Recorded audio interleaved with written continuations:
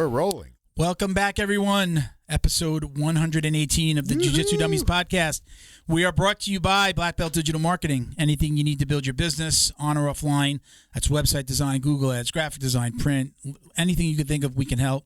Check us out at Black Belt Digital Marketing on Instagram or our website, bbdigitalmarketing.com. You can request a free review of your online presence today. My name is Milton Campus. I'm a brown belt training out of South Florida. We got Bo behind the camera. Hola. Miguel is still not with us. Hopefully we'll have him back in maybe like occasionally on a few episodes. He's super busy with work. Miguel, I saw him this weekend. We're still buds. There's nothing weird going on. Yeah. He's just super busy. He's traveling a lot for work now. We have spirit. The spirit of Miguel. We should get like a little cutout. We probably have enough pictures to put a little cutout of him, right? Should make a cutout. Yeah. All right. Joining us today is black belt Zach Maslany. Right, got to make sure I say his name right. He's the owner of Finishers Sub Only. He's also owner of Finishers MMA HQ and 10th Planet Bethlehem in Bethlehem, PA. So stick around. It's going to be a great conversation. And let's just go through some of our housekeeping real quick. Don't forget to like, comment, share, click the subscribe button. We'd really appreciate all the support. A few quick shout outs. Thank you to our friends over at Flow and Roll. Actually, Sean put us together with Zach. They know each other. He told me, you got to have this guy on. He's just a great dude, and I'm glad we did. Flow and Roll is hands down the best custom gi and no-gi gear in the business. Visit them on Instagram at flow_n_roll and check out all their custom designs. They're putting out a ton of stuff. They're even putting out more stuff throughout the year, their own stuff, not only the stuff that they create for businesses or academies around the country. They're also putting out their own stuff, so check it out. He's got some really cool stuff that we've even been posting on our Instagram. You can find our podcast tee on their site. We've got a no-gi kit there, the Peace Love Jiu-Jitsu no-gi kit. Top, right? So we got the top and the bottom. Go check them out. Again, Instagram is at flow_n_roll, or visit the website, which is just flow, the letter N, flowandroll.com. You get 20% off your online order, and really what they're known for, not just their cool designs, but they're also known for their pre-order program. So again, check them out. If you're ordering online, you're ordering t-shirts, gis, belts, 20% off with code JJD. All right, thank you to Neutral Zone Clean. We've got their stuff here on the table. My go-to, we were just, I'm giving away that we recorded the episode already with Zach, and then I just mentioned to Zach that I used it. Oops, right? Break the fourth wall. Right? So I've actually I spray my belt with the Neutral Zone Clean instead of washing it as much as I used to. So I'm like going over to the dark side, I guess you could say. So check them out at Neutral Zone Clean on Instagram and on Facebook. Their mission is to keep you clean on and off the mats. Your training, your personal life, around the house. They've got soaps, wipes, sprays, refills. We've got the canister. We've got the new soap. We've got the 2 liquid soaps here. They're all incredible. I've tried them all. Highly recommended. I always say I carry one of those canisters in the car. I go get gas. I'm shaking a bunch of hands. I got to go to a business meeting tonight. I'm actually going to a happy hour tonight.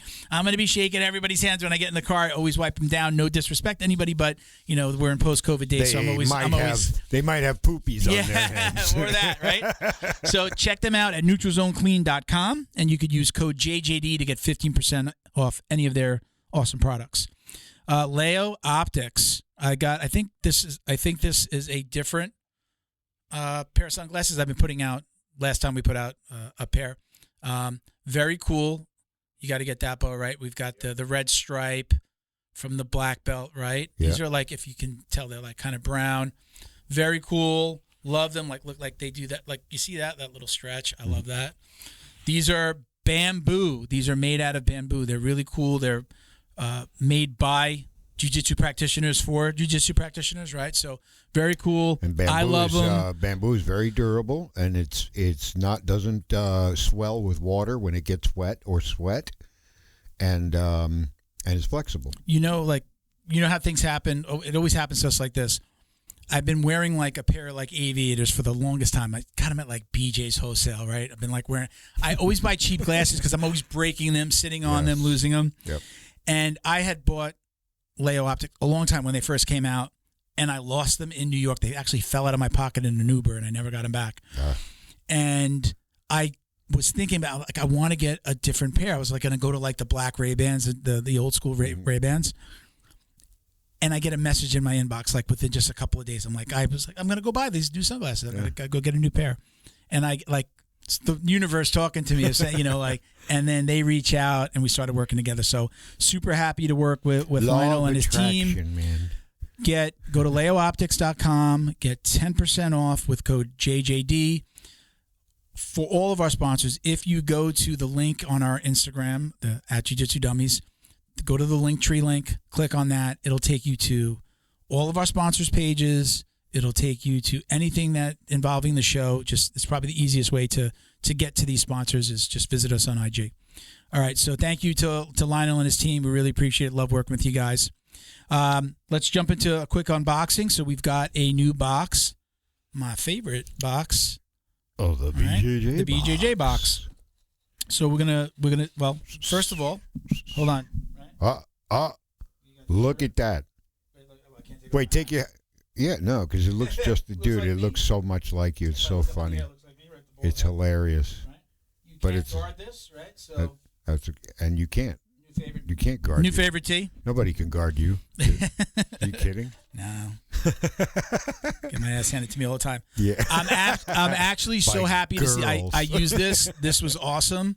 What is it? Life Doesn't Stink. This is Stink Bug. This one's hibiscus mint. I know this isn't the one that I had last time, but I love these. They're really cool. Underarm deodorant. I kept that last one. I didn't give that one to Miguel. So we've got a deodorant stick. We've got Honey Stinger Energy Gel. All right. As a matter of fact, hold on one second because I've got the write-up. That's my bad. Stimulating. So I've actually got like the write-up for them. Yeah,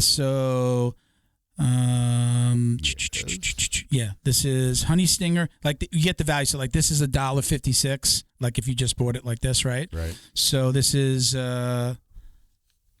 fruit smoothie and energy gel. So you get 4 of the most popular flavors. There's fruit smoothie, gold gel, and caffeinated strawberry kiwi gel are some of the other flavors that they have. Interesting. All right. We've got penguin fingers. Yeah. Cold compression therapy. Yep. Do you know what these are? Heard you put them in the freezer and then you put them on your fingers if you get injuries. Like we're that's our thing in the jiu-jitsu world is like getting your fingers caught in the jam fingers, getting them caught in the gi. Karate. I used to get jammed fingers for karate. I've already looked through the box, so I'm like, I know what's next. I got jammed fingers from karate, man. That sucked. Look, this is really cool. You got a BJJ journal. This says, "Oh, cool." Well, that didn't work, is what it said. The card says, well, that didn't work. It said your BJJ journal to remember how to actually do the technique. So you actually have like some things that you can check mark, the type of technique it was, takedown, sweep, guard retention, whether you could use it for gi or no gi or both, and even has like a little body there. So you could write notes on the body, the outline of the body. Hurts here, hurts there. Very, very cool. That is super unique. Yep. I've never been a journaler. Like I know some people that do, but I think that this is a really cool way, especially when you're new, to keep track of the things that you're learning. So here is the large. I'm gonna give this away to one of the guys that I know wears a large in my gym. I'm gonna wait for somebody's birthday or something. Mm-hmm. Normally this would have gone to Miguel, but sorry, Miguel, you got to be here to get your gifts.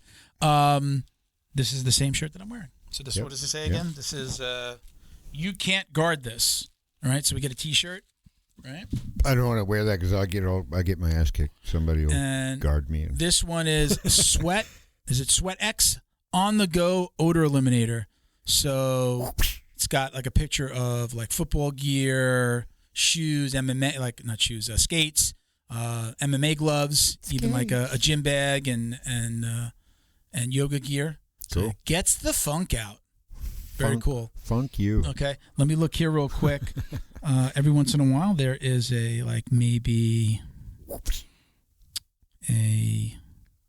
no, not in this one. Sometimes you get like a lot of times with the box you might get a coupon code for an instructional or a website that sells other stuff. So sometimes that happens as well. But look, this is what I call, say, hey, my favorite jiu-jitsu box. They're going to deliver this stuff to your door every month. We get 2 T-shirts because it's me and Miguel usually. So You're going to get a T-shirt, and you're going to get somewhere, I would say, this stuff in the neighborhood of maybe 4 to 7. With T-shirts could be like $25. This is going to be maybe close to $50 worth of gear. So the guarantee is that you're going to pay less for the box than individually than what the items are, the valuable of the items. Yep. So you're going to get premium jiu-jitsu and grappling apparel, equipment, supplements, supplies, snacks. They find the best products in the world of jiu-jitsu and guarantee that every box is going to be worth more than the cost. So you're usually going to get about 4 to 7 items. What did we have here? So with the T-shirt, there's 6 items there. Cool. Use code JJD to get $10 off your first order. And again, you go to thebjjbox.com. And there are this is the VIP box. There are some others. There's a quarterly. There's one where you get a rash guard. So go check it out and let us know what you think. And maybe post your own unboxing video on your Instagram. That'd All right? be cool. Pretty cool? All right. Let's move on. So I'm going to put a link. We had Tubby and Eric Aliquin on last episode. Yep. And before we go into the episode with Zach, she posted about a young man that got hit by a car. I'm not 100% if he's a student or if he trains jiu-jitsu, but a young man, he was walking home from his girlfriend's house and got hit by a car. He was like... not doing well. Yeah, he wasn't doing really well. He has to go in for multiple surgeries. Ooh. I'm going to put it's not a GoFundMe, but it's just another platform that raised money. I'm going to put it in the Linktree bio before this episode, and I'm going to leave it out there for about a month. Just go if you can help out. Just check out the story. Young kid, wrong place. They originally thought that the car that hit him, like the guy took off. He didn't. The guy that hit him actually stopped, wound up like holding like a towel over his head because he was bleeding, like actually helped him out. So thank God it wasn't like a hit and run situation. Yeah. But he's in need, and his family could use some help. Yep. So the young man's name is Lorenzo, and again, I'm going to put the link in into our link tree. It'll be right at the top. I'm going to put it in the top so you can't miss it. If you can donate, if not, share. Do both if you can. We'd really appreciate it. I know Tubby and her family would appreciate it as well. Yep. Okay. All right. So that's it. We're going to jump right in. You got anything, Bo? We're good? I don't know. All right. Let's get Zach in here then. Let's do this. Go beans. Hey, Professor Zach. How you doing, man? What's up, brother, man? Thanks for having me on, man. I really appreciate it. No, thank you for joining us, man. I think you might be our first 10th Planet guy, to be honest. Really? 100 Oh, what wow. is it? What do we had? 118. This is episode 118. Yeah. So I think you might be our first 10th Planet guy, unless there's been like I don't know. Nice. We did have an attorney on that's he's a black belt like under the ATT days, and he said he just started training at a 10th Planet Pompano Beach. He's been going in. I think he's trying to he's an older guy, so he's just trying to supplement his game a little bit. So nice. We'll still say you're the first official. Yeah. So. All right. Sweet. I'll take it. So let's dive in. I mean, I know that you have an interesting story. I know that you're not just a jiu-jitsu guy. I think you did karate and other martial arts. So let's start there. Like, tell us about your intro into this beautiful world that we call jiu-jitsu. So I got into jiu-jitsu because I got triangle choked in an MMA fight when I was 19, and that's I thought I knew what I was doing, and I watched UFC, and I was training at a karate school, but it changed to kickboxing and grappling, but I didn't have a wrestling background either, so I was just kind of down to strike. And I felt like just because I had my, the karate background, a lot of the guys had grappling backgrounds. So I was doing pretty good on the feet for a while. I had some kickboxing matches, did the Golden Gloves, and then I won my first MMA fight, and then the second one, not so much. So turned out years later, I found out that the guy was cornered by Danaher. So I saw it, and I went to a Danaher seminar in Long Island at Matt Serra's gym, and I was looking through the pictures. I was flipping through the picture book. I was like, oh man, that guy, I fought that guy. And I was like, oh wait, that's me getting choked out. I'm like, oh wait, he had Danaher in his corner. I'm like, all right, I felt a lot better. So, cause back, I think that was around like 2003-ish, 2002. And I was training at Tiger Schulman's before that. And it just kind of got me really deep into wanting to learn jiu-jitsu. I didn't know it was that deep. At the time, I just thought it was like a couple of moves, and I really didn't understand it until I actually felt someone like the same size or a little bit smaller than me just completely demolish me and then choke me unconscious. I was like, oh, okay. I got to learn this. Was it as I call it bougie. That's just the word that I've called it. I mean, like jiu-jitsu, we're so bougie. Like we think it's the best martial art ever. Like it's like gotta have it, can't do without it. When you first crossed over, was it like that when you first crossed over from like stand up karate into jiu-jitsu?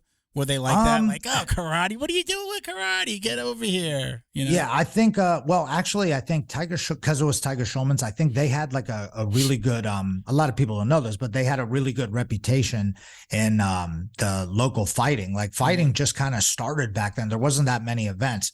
And they had reality fighting, which is owned by Naga, whatever, however you say it, owned by them. And then there's the Grappler's Quest had fights called sports fights. And so they had a couple local, and then Ring of Combat, which is still going on. And man, back in the day, the Tiger Schulman guys really had the upper hand, and they were onto something. They just didn't, in where I lost it. And, with them was the striking was good, but I wasn't learning the ground game like I needed to, Eventually I ended up leaving. I wasn't training for a while. And, but I started going to the closest Renzo Gracie I could find, but the guys who were running it were only purple belts. Like you couldn't even find a black belt. You'd have to go to New York to to learn from Renzo himself. And that's what these guys were doing. So I kind of went down there and started. They did give me, I'm not going to lie, they did give me the cold shoulder a little bit when I first came in, because they were like, go to the beginner class. And I'm like, I've already had professional fight. Like, well, there was no it was just pro back in the day. There wasn't amateur, but I was like, I've already had fights. I want to learn the real shit. And they wouldn't let me really learn it at first. They tried to make me go through, which is funny because I do that now as an instructor for all these young wrestler guys come in. I'm like, no, you got to learn the basics first. But at the time I was like, put me in advanced class, and they're like, you don't know what you're doing, so, but man, I did go to a Renzo seminar. I wasn't ranked or anything at the time, and I just had a friend go with me, and he taught us the anaconda choke that day. That was like the main thing. I think it was like some passing and an anaconda choke, and I didn't have a gi or anything, so me and this other guy had to do it no gi, and it wasn't even 10th Planet. I just didn't train gi. Tiger Schulman's was always, and all the MMA places like that I wanted to go to were just like shorts and a t-shirt. And he put an anaconda choke on me in the seminar. And I'll never forget being like, I need to learn that. I need to know, like, how did he get the choke so tight? Yeah. I was like, because he almost put me to sleep in like 0.5 seconds. I was like, oh, you know what I mean? And I was like, I need to know this now. Like, obviously, granted, it was Renzo. And he was like still fighting and stuff like that back then. But like, I was like, wow. I was like, I need to learn it. So I feel like some people, I'm sure you guys agree, some people go one of two ways when they come in. They either, and Eddie Bravo said he did the same thing. When he first came in, he got his ass kicked. And then he was like, I need to learn how to do this to somebody. And you want to learn it yourself. You figure like, if that guy can get good at it, I can hang out here long enough and I could probably get good at it too. But then some people I've seen come in, even with experience, and want to learn, and they just can't handle the class, or they just can't take the ego check of getting beat by some guy who sits behind a desk all day and he comes and pops you up. He looks like a regular guy, or like you're getting choked out by one of our teenagers. You know what I mean? And you're just like, what the hell? Like some people can't take that. Like I've had, people with professional jobs, just train forever, get really good. And then some guy wants to do MMA, comes in and they put him in ankle lock and they get pretty upset. They're like, that's bullshit. I'm like, oh, well, that's real, dude. I mean, that guy's good. He knows the techniques. I like to tell people, if I lined up a group of people, just normal people off the street that didn't train, and I mixed them in with just 10 people, normal people, mix them in with 10 people that I train with, and just mix them up in a line, you would not cover their ears for the guys that have cauliflower ear. But if you just tried to pick out who did jiu-jitsu, you wouldn't even be able to tell. You wouldn't, there's no, it's just like accountant, vet, doctor, law enforcement, ex-military. Like, it's just such a mixture. Like, they just look like regular guys, unless you get to sometimes you get these beefy guys that, maybe look like they're trained, but you wouldn't be able to pick them out. They're just normal guys. And to your point of it's hard for some people to get beat up by the accountant who's doing the training maybe 3 days a week because he wants to get away from his wife, he doesn't want to go home after work, and it's crazy. It's the people that really excel at this, you just would never again be able to pick them out of a jiu-jitsu lineup. Yeah. We have like some, really good in shape MMA fighters. And I'm always trying to be like, hey man, like I'm like always like the devil on their shoulder. I'm like, you should take jujitsu tonight, like I'm always trying to get them to come in. They do the MMA class, with our coach. His name is Zach as well. His name's Zach Makovsky. He fought in UFC a bunch of times, Bellator champ, and he's a beast, and he's a really good wrestler, but he's also a black belt under Marcelo, which is awesome. So we're lucky to have him as one of our MMA coaches. And him and Ricky, our other guy, Ricky Nuno, is a professional boxer, and he, I trained him in jiu-jitsu for a while too. And they're killing it. They're killing it. But the MMA guys, a lot of times, they're a little resistant to come to jiu-jitsu class. Like they think they don't need it. Some of them, I'm sure, no one has expressed that to me. A lot of the good ones that are winning now for our team do come to jiu-jitsu class. Zach himself comes to my class all the time, just to even watch what the guy's teaching. Like, wouldn't you want to know? I always say this. Wouldn't you want to know more moves? Wouldn't you want to just have them in your back pocket? And I know my guys are sick of me making this correlation, but I'm like, for me, it's like guns. I'd rather get caught. I'd rather have it and not need it than need it and not have, you know what I mean? You know what I mean? Yeah. You know what I mean? Like, absolutely. They're like, oh man, now what if I get taken down? Like, what if you're a wrestler and you got some hands, but what if a guy puts you on your back and you can't get up, and the guy wrestled in Kazakhstan? Now you're screwed. Now you're going to get your butt kicked. You got to have that other, you don't have to know like backside 50-50 and all these leg locks and shit. You just got to get reps in, like, how, what made me think of this too is how you said that, we believe as jiu-jitsu guys, we're always like, it's the best martial art. You should have this one. And, because the other ones, if the other ones fail, a lot of times it's your last hurrah. It's the last thing you got is your guard. Is the last thing you guard is a sweep or a choke or whatever. If you're getting your ass kicked and your stand up ain't working, and I don't care what people say. I mean, I don't want to get in a fist fight with someone out in the street. If I have to, God forbid, I would rather wrestle them down and just choke them out, or hold them down, as opposed to be, in the off chance he connects with the back of my head or some crazy thing, you're knocked out. You know what I mean? Yeah. And, I did striking for years. I don't want to kickbox some guy in the middle of the street. I mean, maybe you'll win, but hey, maybe you won't. The guy's big. I know. Yeah. Just if the guy's big and has no idea, he might just come running at you. But the point I want to make is jiu-jitsu, I saw a graph, and it was put out by ESPN, and it had all the UFC champions over, I don't even know how long, but it had like, I don't know if you guys saw this one, but it had like the little, thing going up for like, this is wrestling. This is the champions in jiu-jitsu. This is the ones in kickboxing. And it listed all of them. And jiu-jitsu was lower, and like guys were ripping on it. They're like, oh, look at jiu-jitsu, blah, blah. I'm like, but I wanted to know how many of those wrestling champions, parentheses jiu-jitsu, finished the match with a submission. I mean, I don't remember that they teach arm bars and guillotines in wrestling. Do they teach, rear naked chokes in wrestling? I don't think so.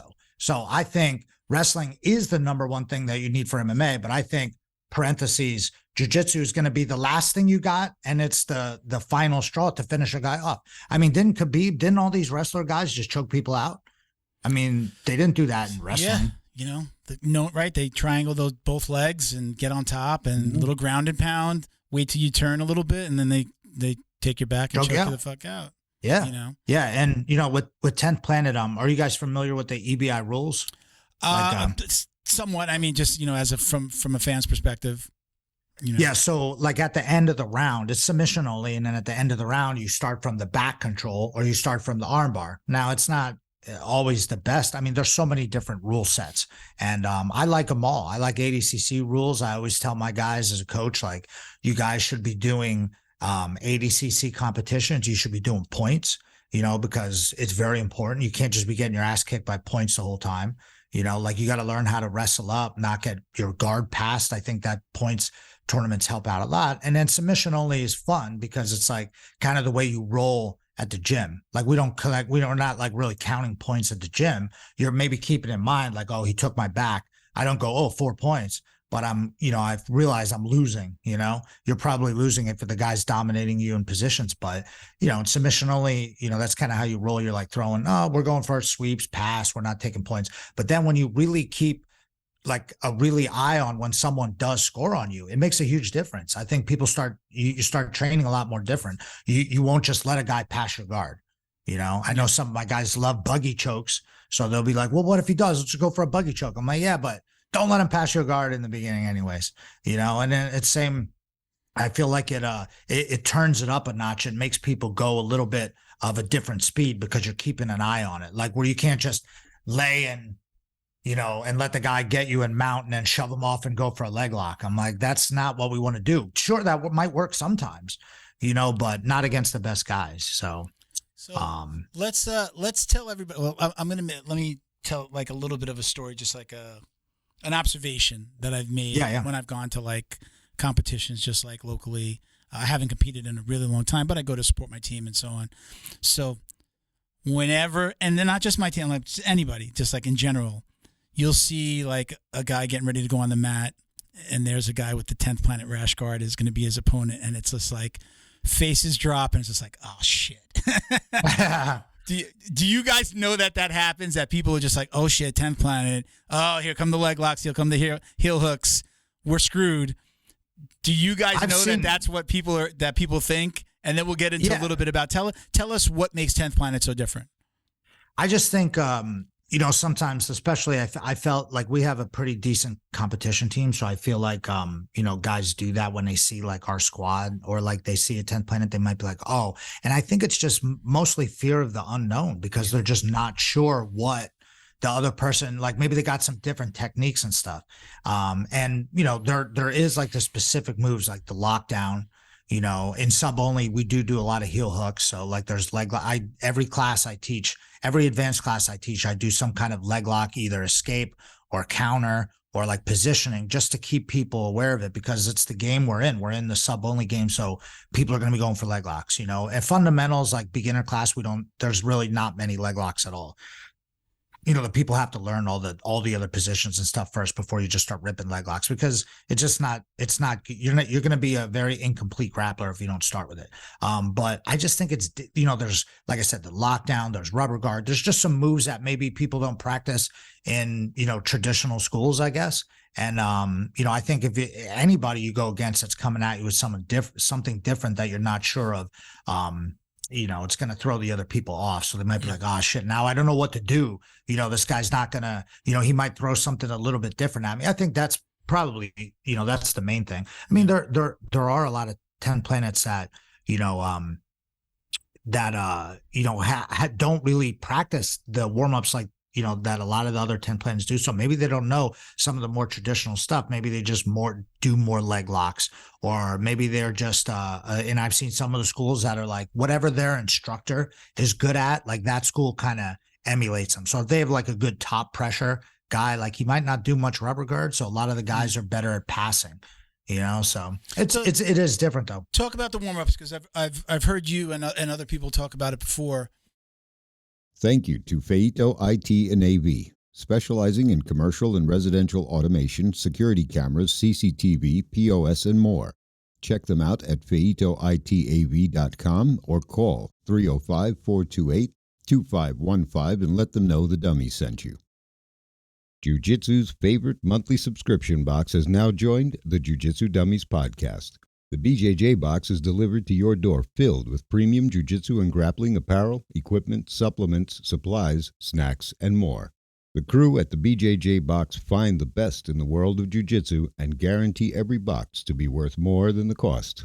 Each box includes 4 to 7 items you're going to love. Visit thebjjbox.com and use code JJD10 to get $10 off your very first box. And give them a follow on Instagram at TheBJJBox. The Jiu-Jitsu Dummies would like to congratulate Neutral Zone Clean on the release of their newest product, a healthy and pH-balanced bar soap that's perfect for anyone looking to take care of their skin. This soap is made with all natural ingredients that help nourish and restore your skin's natural barrier. It contains glycerin, which naturally attracts moisture to itself in the skin, leaving it feeling soft and hydrated. The new bar soap also contains a blend of olive, coconut, and castor oils and shea butter, which are rich in vitamins, nutrients, essential fatty acids, and antioxidants that help fight harmful bacteria. With tea tree and other natural ingredients, it also helps in the prevention of fungal infections. Not only is it effective, but it also leaves your skin feeling fresh and lightly scented. It's gentle enough for even the most sensitive skin, making it a perfect choice for the whole family. Be sure to check out their website, neutralzoneclean.com, for a range of all-natural products including sprays, wipes, and shower gels, and use code JJD for 15% off your order. Special thank you to the crew over at Flow and Roll for all their support. Flow and Roll is renowned for their incredible no-gi rash guards, shorts, and leggings. Flow and Roll has quickly become the premier custom apparel provider for academies big and small throughout the United States. Reach out today to discuss your custom order and ask about their incredible pre-order program. You can send an email to flowandroll@gmail.com or visit their Instagram at flow_n_roll and shoot them a direct message. And yes, they can create an awesome custom gi for your academy as well. Visit flowandroll.com to check out their awesome designs, and while you're there, pick up a Jiu-Jitsu Dummy signature tee exclusively at flowandroll.com. And remember, you'll get 20% off your purchase of t-shirts, rash guards, or gis with code JJD. You know, traditional school warm-ups are like, okay, we're going to do some rolls, and we're going to shrimp down the mat, and we're going to do some bear crawls. Talk to us about what a 10th Planet warm-up session is like. Well, or what it consists of. Yeah, I know Eddie at 10th Planet HQ. What he'll do is he'll do like some of the basic things like the shrimping, the we call them hip walks. They're like where you're doing like almost like a 90-90 stretch and then switching and going to the other side. And then he does some of the like handstands and couple different things. But like in our and we don't really do handstands in our school, but we've been practicing a lot more doing like a live drill to warm up. Like in our advanced class, we won't do any of those warm ups. So we don't do any shrimping or anything like that. I mainly just have the guys like grab a partner and start flow rolling. And they're trying to learn how to like go back and forth through submissions, passing, sweeping, like just letting your partner, you know, kind of flow with it. And I rather start them off with that than have them do all those other things. I feel like they have more fun. Some of the people, you know, in advanced class, they're competitors, so they know how to flow. And then some of the guys are just, you know, it takes a little bit longer to warm up. So I'll have them do a round or two of that.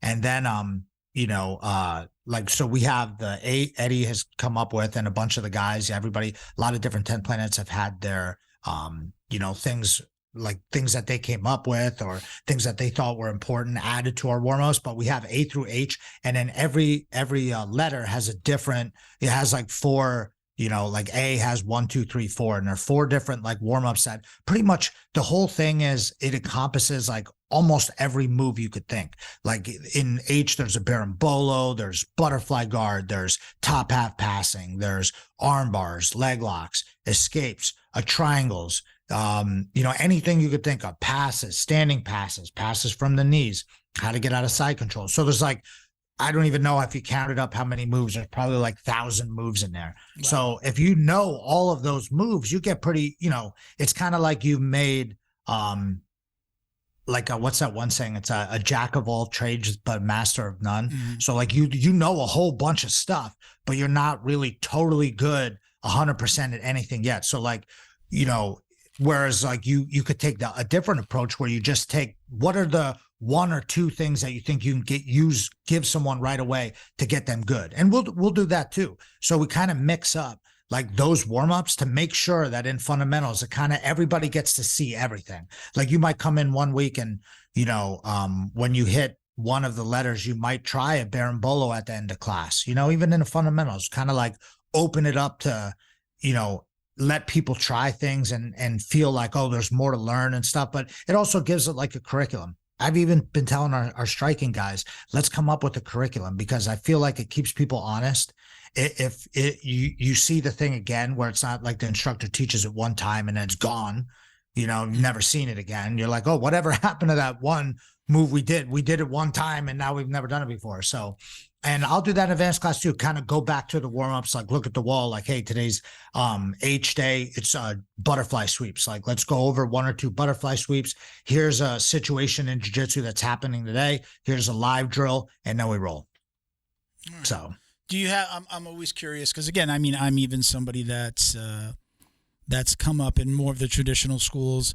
So you think about 10th Planet, like, oh, that 10th Planet was not now, but like maybe when I started, like, oh, 10th Planet, that was that thing that was created by Eddie Bravo to like really, wasn't it mostly created for MMA guys to not get pounded, like to be able to use their jiu-jitsu and protect themselves and not get, ground and pounded in the actual cage, right? That's kind of where Eddie kind of came up with it, but it's taken on obviously its own life. Am I correct in that statement, right?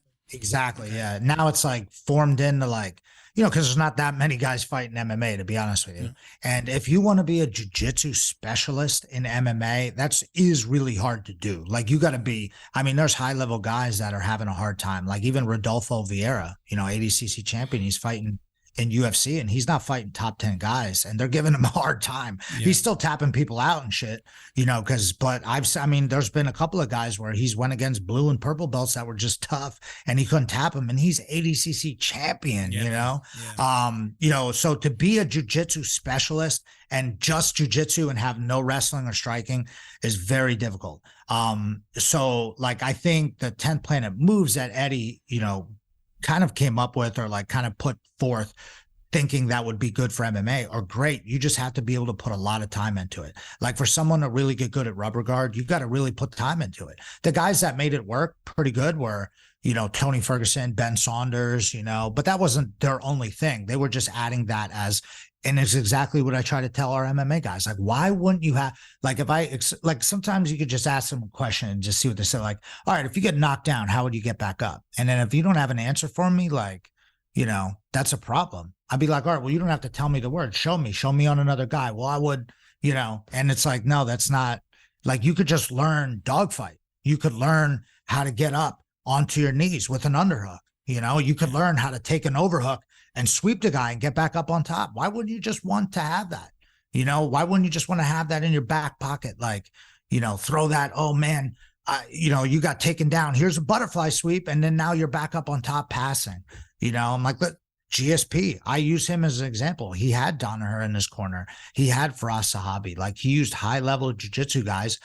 Sure, he used his wrestling, but he didn't play guard much. He was more of a passer. Get the underhook, beat him up, pass, get submissions, but he got subbed in a couple of his fights in the beginning, by wrestlers, by Matt Hughes. And then he started putting it together. So I think the 10th Planet moves to bring it back, like the rubber guard, the lockdown, and the overall path that Eddie kind of has, like when it goes to the twister and the back and stuff. I think that's all great. I had one fight where I used a lot of it. Like I used a lockdown. I got an electric chair sweep.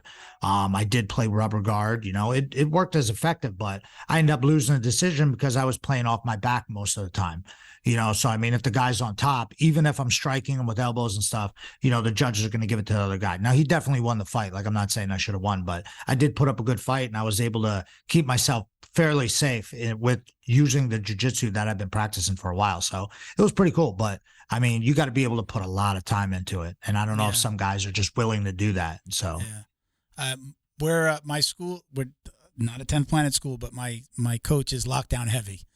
We're very much, he's always playing with it, introducing new stuff and then passing it along to us. I love it. That's, it's, I have my two go-tos. My coach calls it spamming or the lockdown, like a nice electric chair sweep and then north-south. I love just like a north-south choke. I think a lot of people don't, defending somebody that's going north without going for like a Kimura, like going to keep you flat.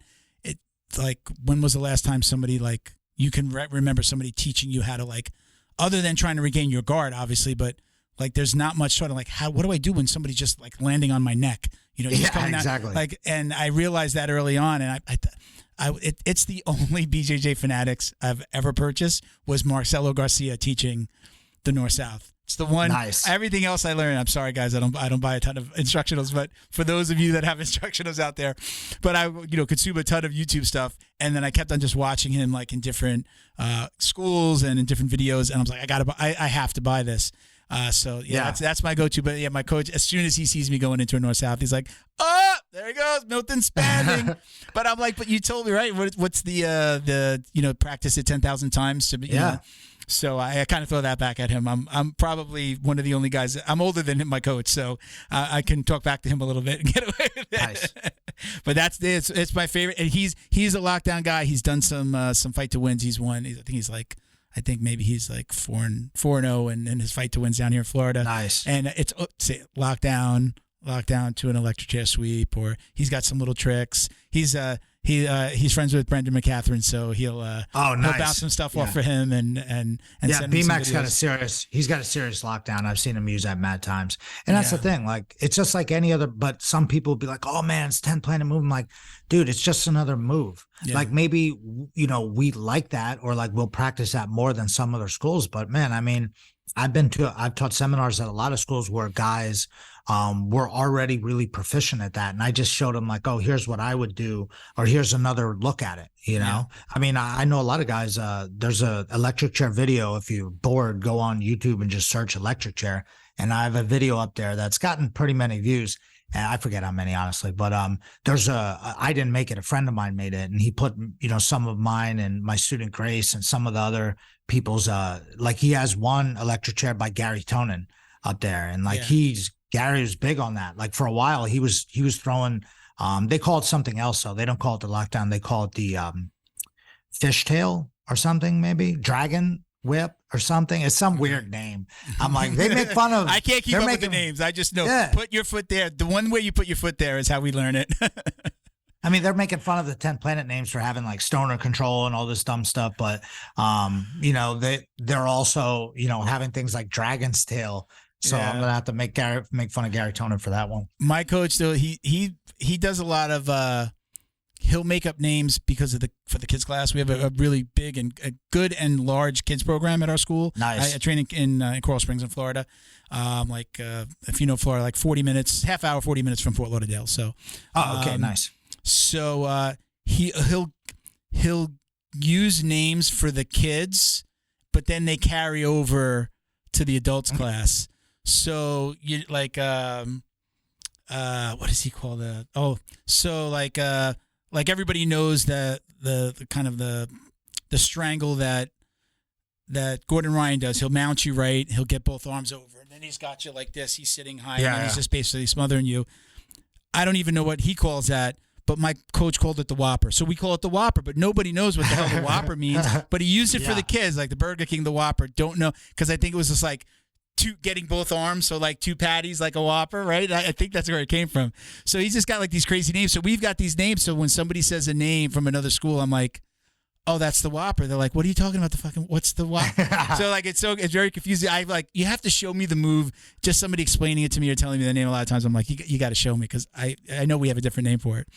But he's got a lot of funny stuff like that. But it's all because it's easier for the kids to remember. A lot of times he's using things that are topical. Maybe something's happening in the world like right now, or there's just a term that's being used, and he'll use it for a move, and then it sticks. And then the adults start saying it. Yeah. That's great for coaching too, because no one knows what the hell you're doing. Yeah. And that's exactly like what we're talking about.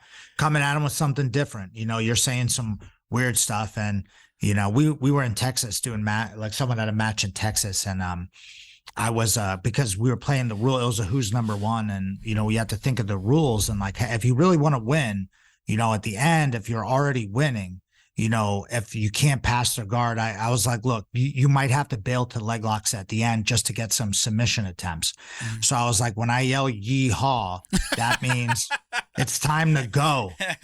Red team go.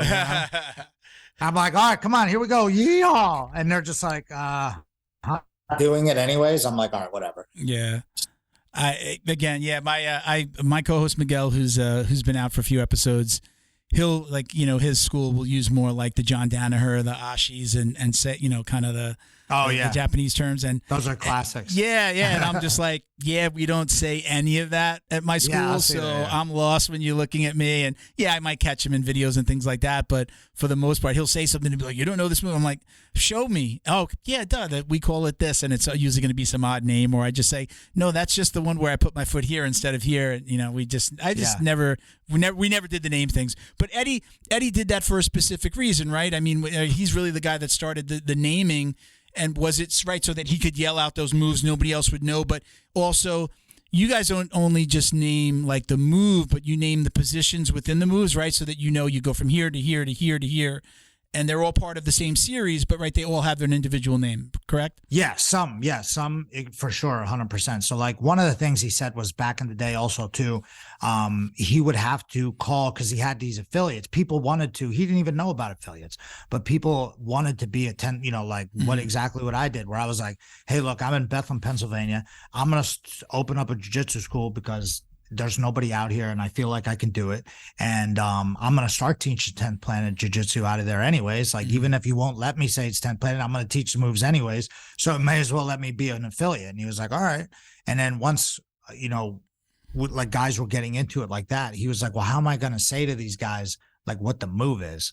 Like, it can't be like, go for that one arm bar, when you have your legs around so he started really naming some of the stuff to be like, yo, so when you go to dogfight and you get the limp arm and then you get the seatbelt and then like, no, he didn't come up with seatbelt, but you know what I mean? If you just keep going down, all the names. Like if I was talking to someone on the phone, I could explain to him, I'm like, if you're in half guard and you get the underhook from the, and you could actually talk to the person. So that's one of the reasons he said he was doing it. So, and with the kids too, I feel like it's, they learn all you guys have a big kids program. Our kids learn it so fast. When I say the names of the positions, they all know it. Like they know it better than the adults, but with the leg locks, it's funny. I don't do that either. I think some of the guys are like, jiu-jitsu nerds, and I like, and I am too, but like they're so much of it's like, if you go from Yoshima Geishi to Yoshiro Ashi, and you go from Ashi Garami to Juju Katami, I'm just like, dude. When somebody starts talking, no idea what you're talking about. Yeah. When somebody starts talking to me like that, I start questioning, like, do I know jiu-jitsu? Like, what's wrong? Like, should I know? Yeah. But hey, I'm a product of my environment and the way I was taught, and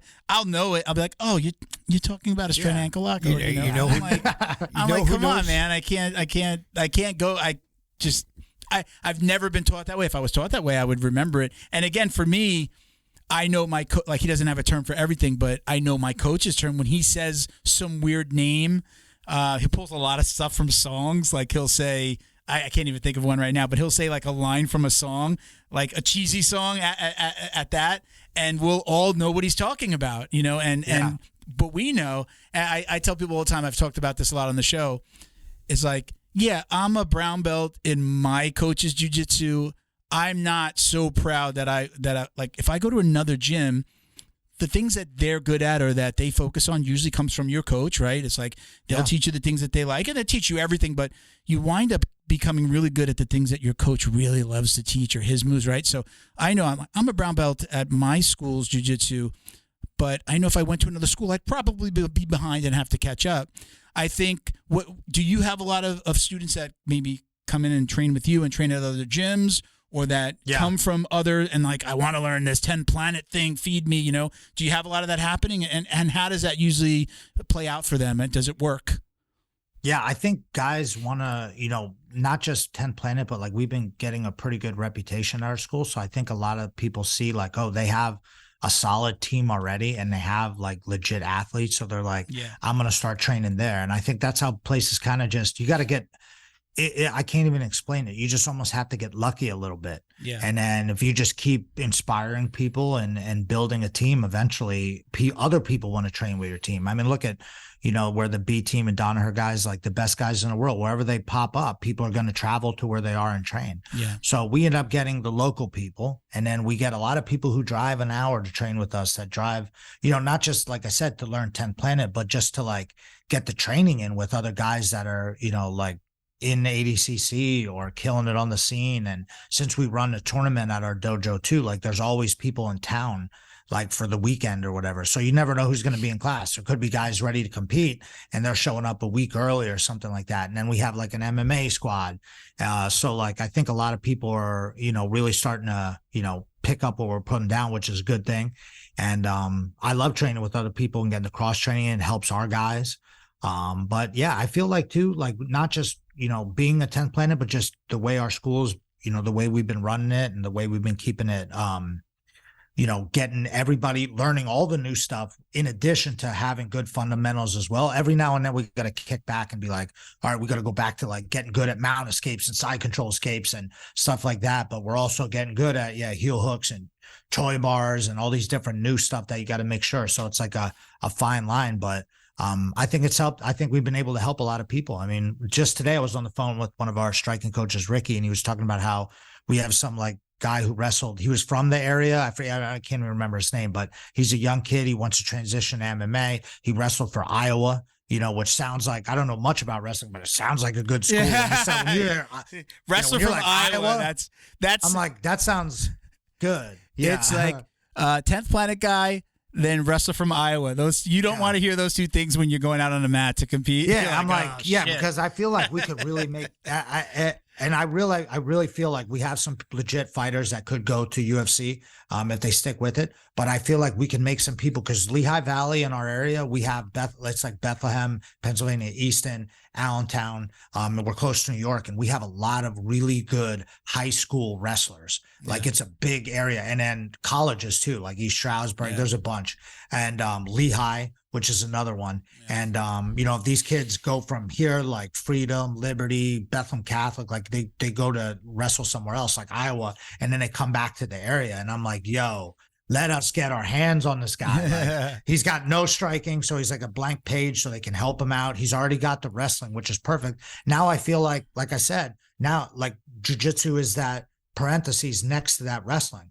You're going to be able to take anybody down, most guys, right? Obviously, at the elite level, there's guys that are fucking wrestle in Kazakhstan and all this stuff that are beasts. But you're going to be able to take most people down. But let's get in there and get out. Like, why get in there and waste time? Like, sure, you want to get your mat time in, but let's get in there, take the guy down, take his back, rear naked choke him. It's over. You know what I mean? You get in, get 10-0, get to UFC. We'll worry about, getting along the way, getting good. But I mean, for me, I would just be, if I had one weapon that I could just keep spamming, like like you said, over and over on these guys to get out of MMA fights, I would be like, all right, I'm going to spam it until I'm like 10-0 amateur and got a title, and then go pro and do the same shit.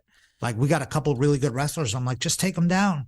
Just take them down. Yeah. Don't like, well, I want to, they want to, I'm like, no. There's only one way the guy can beat you is an overhand right. Just take his ass down and choke him out, but you got to have everything on point. But that's what I mean, though. Imagine if this guy wrestled for Iowa, he's in with the striking coaches, and then he's got, we get him to like purple belt level by the time he goes pro. Whew, he guy could be dangerous. Yeah. If anyone ever did take him down, he'd have all these other moves and stuff. So I don't know. I love this stuff. So I feel like I'm like just, on the precipice of like, getting there with somebody, you know what I mean? We're so close.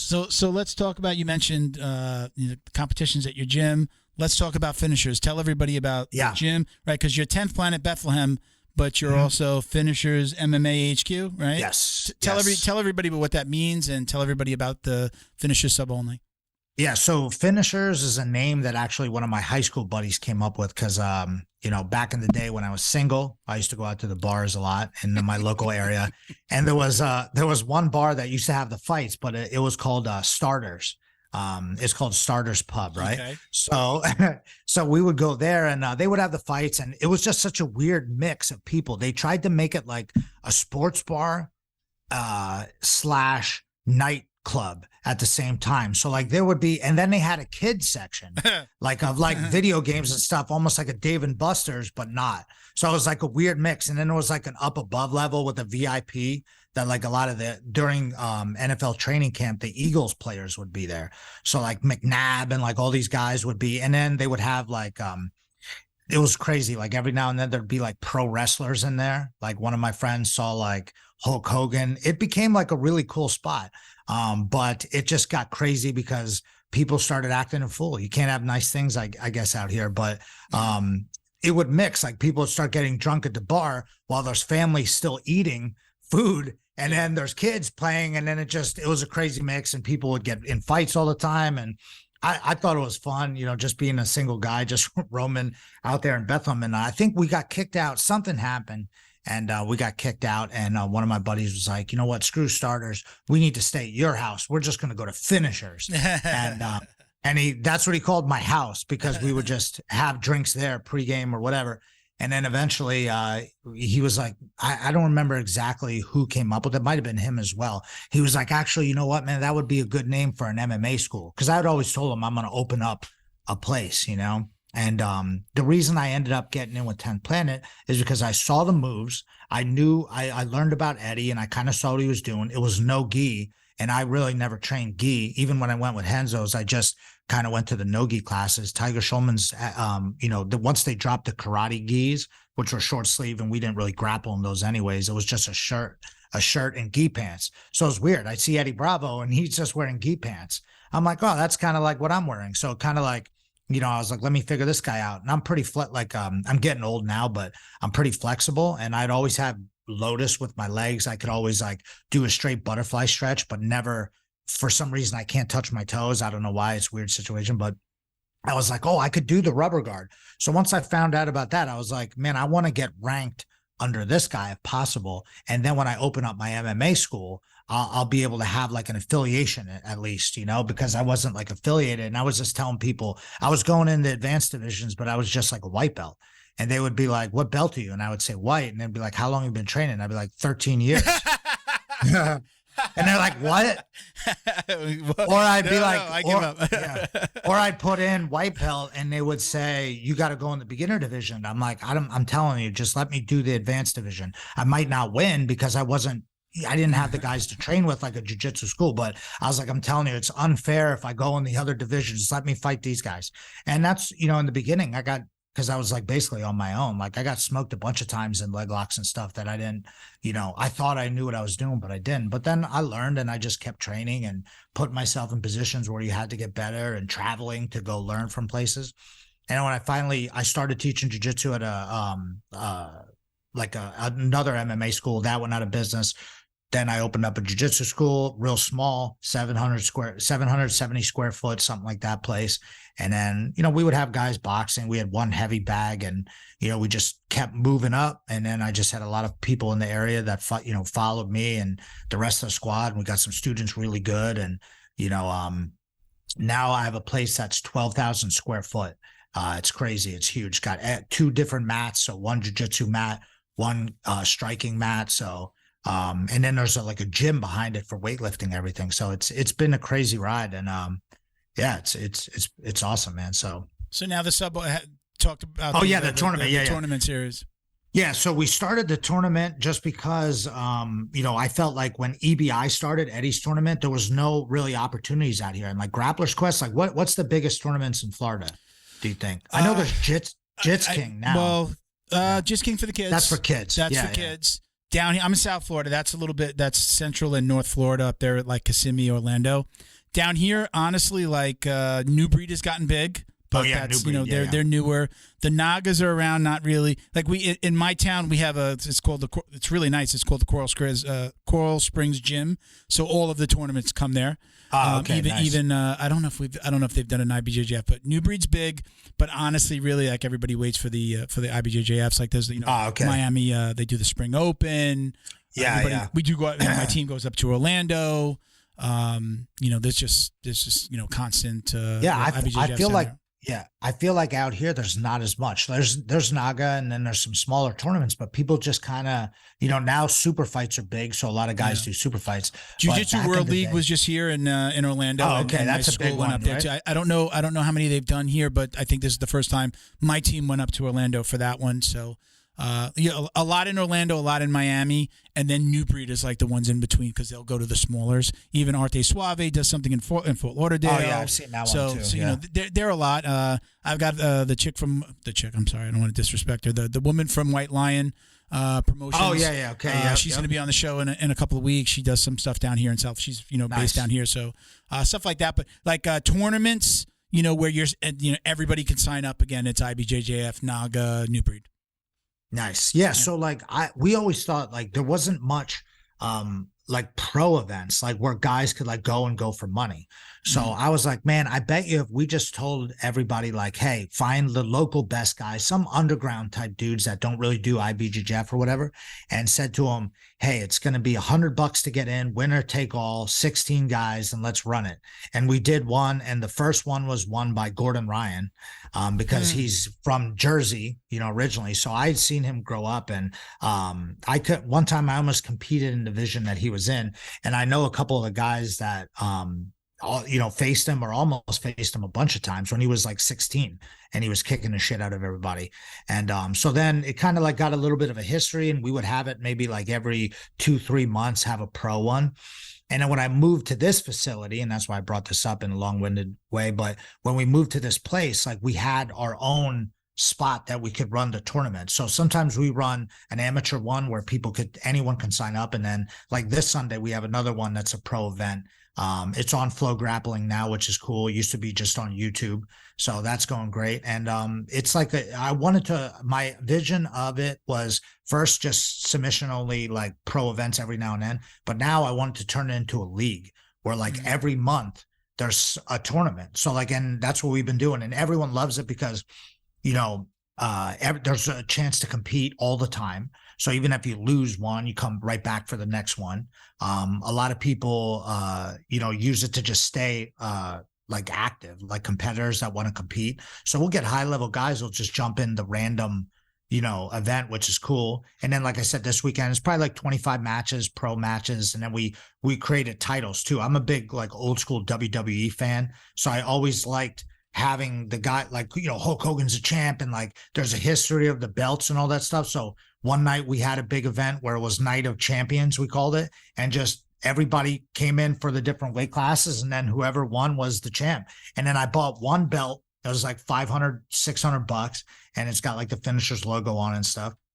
And then guys come back and defend it, and if you win, you get to keep the belt, and we throw you a couple bucks. And then there have been people like that have been defending the belt over and over again. And like, I encourage them to, kit promos and be like, anybody who wants to fight me, come down to Finishers, and they do it with the belt on, and we put up like a little set. So, and now that it's once a month, it's a way for guys to stay active, make money. And then, cause it makes money off the stream and, people checking to get in, we're able to pay the athletes, which is dope. And then we're also able to pay the whole crew, the photographers and video people. And it just really it's just one hand washing the other, because now it helps out, the athletes as well. We have a design guy who does all of our flyers. Shout out to Sean. And he just knocks, he's a beast. And it's really helping guys like make a name. Cause before there was what was the path if you wanted to be a jiu-jitsu, pro, 100%, not have a real job? The only way you could do it is if you own a school. But the problem is, if you own a school, which I did for a long time, is compete and own a school. It's very difficult to do because you're trying to, be good and compete with high level, but at the same time, teach beginners and, answer phones and do emails and like all this other shit that you got to do. Like, hey, my website's down, I got to go lift, it's like, and have a real job, very difficult to do. So guys always had to have the gym in the back pocket, or you could just have your name on the gym if you started really doing good and have a bunch of other people teach. That's where I met Eddie. Like it was at Legends Gym back in the day, like 2003, and it was Boss Rutan and Randy Couture on the front, and I've been there a million times and they were never there. You know what I mean? They were just on the front. I didn't want to do that, nor did I have any kind of name that I could just throw up or money that I could teach people, so but now there's like kind of a path. Like you could work like a part-time job. You could just start winning local events. And that's what these guys are doing. They want to win. Now we have a Midwest Finishers that my boy Omar runs out in Chicago and in Lombard, Illinois. And it's cool because like those guys, they're champions. I want them to fight our champions, and then I want our champions to fight other champions. So it's pretty cool. And then check this out. We created this new thing. You can check this out. It's called the WSOA. It's the World Submission Only Alliance, because I feel like all these little sub only tournaments, and there's a million of them, like White Lion is one of them. Like I spoke with her a couple of times a long time ago, and I think when she was just getting started, but and I want to have a Finishers down in like I'm wearing the 10th Planet Miami shirt right now. Yeah, I noticed that. I knew you guys were in Florida, so I got to throw in a Miami shirt. But I want to get all the tournaments on one website. Doesn't matter where the streaming is, whether it's pay-per-view, whether it's free, whether it's an open. I just want to get all the sub-only events together, so that way we can like cross-promote each other. Because there are some guys like this one guy, Max Hansen, for instance. Like he was on the who's number one a bunch of times, and he's a champion at the finishers. He's won the Sapaterio, which is in Florida. Yeah. He's won, so he's going around trying to win all of them. And then like another case is, and then what I really think it helps is it promotes everything. It helps promote all the smaller events to like maybe a wider base. Maybe people who got dough to travel, like you want to go to Pennsylvania. I want to win that one. I want to get the belt down in Florida as well. And it's like, now it's cool because the guys are talking, they're kind of like talking junk too. They're like, oh, I'm the champion in all three areas. You know, no one's ever done the trifecta. And, it's people, it has something to post on social media as opposed to just nothing. So I feel like it's helping the guys really promote. And like another one, Alex Enriquez, she's really good. She competed on Who's Number One, but her step to get up there was, she came to finishers. She just fought Tubby? Is that the one? Yeah. Alex. Yeah. Okay. Yeah. She's the finishers. She won our 125-pound Grand Prix and won $2,500 or $2,000. And then she also came out and won one match, and then she came back and won the title. So she's the 135-pound champ as well at finishers. So then she went and did EBI, won that, and now she went to Who's Number One and won that. So I'm like, I feel like that's a path for people. They could start, doesn't matter if you win or lose in the beginning. You could start at the Open. You could compete, 2-3 times. And then now you want to know what really got people going is we released rankings. Like we put out rankings, and then people were like, yo, I'm number 2. Finishers 135, but then other people were like, I'm not even on the list. This is bull crap. Like, you guys suck. So that's awesome. It was a good mix, but it's the same thing. It's just for people to, use for their own benefit, Yeah, and if we have it going once a month, it's perfect because some guys want to compete once a month to stay busy. And I think about this too. Wrestlers, they're used to competing every weekend. They compete in high school and college. You compete during season every weekend. So some of these guys are like, hey, I want to compete 2 times a month at least, especially if it's one match. Why don't you just, so people are really enjoying that we're open, and there's no pressure on us because we don't have to rent a venue. We don't have to do all this other hoopla. It's just at the gym. So if we're going to run the 25 matches, whether 10 people show up or 50 people show up, and the athletes really like that too, because they don't have to sell tickets. Where everyone's like, you could do the match, but you got to sell 10 tickets. Like, oh man, that's tough to do. Then you're out there like, buy tickets off me. I think the promoter should promote. Like, it's up to you to get the people in. Yeah, sure. Yeah. People, you got to sell your tickets, but that's another thing. I got to fight and sell the tickets. It's like, it's kind of tough. Yeah, you take your mind off of what's the goal. Yeah. There's a lot of guys like, you hear like UFC guys don't like to. I'll use Grace as an example. Like, she doesn't like to do the promo before. No. Yeah. Grace doesn't like to do promo, right? But there's certain people that it's not their thing. That makes them uncomfortable. It causes a lot of anxiety, takes their focus, off of the goal, and they wind up feeling like they didn't do as well because of that outside pressure. You hear a lot of that, like from the UFC. I know I heard you talk about that with Grace, that she's like, she does not like anything to do with like interviews, right? My guy John Blank Thor, like, he's getting a lot more comfortable, but like he doesn't really want to do that either. I think with the anxiety I'm sure that they have doing these high level matches, and even if they didn't, it's just like another distraction. And I love I don't mind doing it, especially because I don't have to do anything if I'm traveling with them. Like, I'm just chilling and coaching. So I'm like, I'll do all the interviews you want, but for them, they're just like, I know Grace would rather just show up and compete and not have to like, oh, let's get a picture and let's do, you know what I mean? She don't even care. She don't even post anything. Yeah. So like, to her, it's not a big deal. I mean, Thor's the same way. If you look, he could have way more followers but he barely posts anything. Like, so, I'm just the mouthpiece of the guys. That's good. That's fine. So we're going to get into some of the listener questions. So I'm going to throw, nice. Some of these might be people that again, a lot of times, sometimes I see the structure of the question, the way they ask it, like they know you, or I go there, I go and I see that they train with you. So this is the Humble Killer. Oh, nice. He says, any hints as to what kind of sorcery you will be giving us the Friday of the Finishers Summit? And then he said, let's go. Nice. Yeah, Sean, he's a man. So yeah, we're having a big thing, since we got the facility. Another thing we're having is we called it the Finisher Summit, but it's me, John Blank, JT Torres, Jay Regabluto, Greg Souders from Standard, and Junie Acagio from Unity. So we're having like a little seminar series where it costs like $250 and you get the whole weekend. We're all going to watch, well, we're not going to watch UFC at the dojo, because I don't know what the rules are on that, but, so I'm teaching Friday night, but the other guys are teaching on Saturday and Sunday. So 2 of the sessions are going to be like live training and stuff too. So I feel like people learn a lot of this stuff, and not just learning from it, but it's the community of being there. You know, you get to be around the high level guys, and other people are interested in like doing the business like this and everything. So it's really cool. But as for what I'm teaching, like probably I usually, if it's going to be like, I know there's already like 68 people that signed up, so it's getting close to a sold out. So I'm like, man, I better throw in my best stuff. Like I don't like to be, you know, toying with new things. Like they say in stand-up comedy, like I'm not trying to work out new material in front of like 65 people. I'm just gonna throw them the heat. I love that he says sorcery. Again, I mean, I'm just telling you from the outside. I mean, guys like me at other school, like those are words that you would associate with 10th Planet. When you hear 10th Planet, you're like, sorcery, yeah.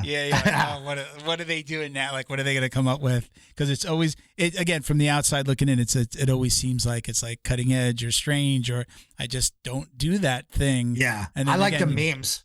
Some of the memes are hilarious that people have up, are like, you know, guys levitating and like aliens, like, come on, take your first class or whatever.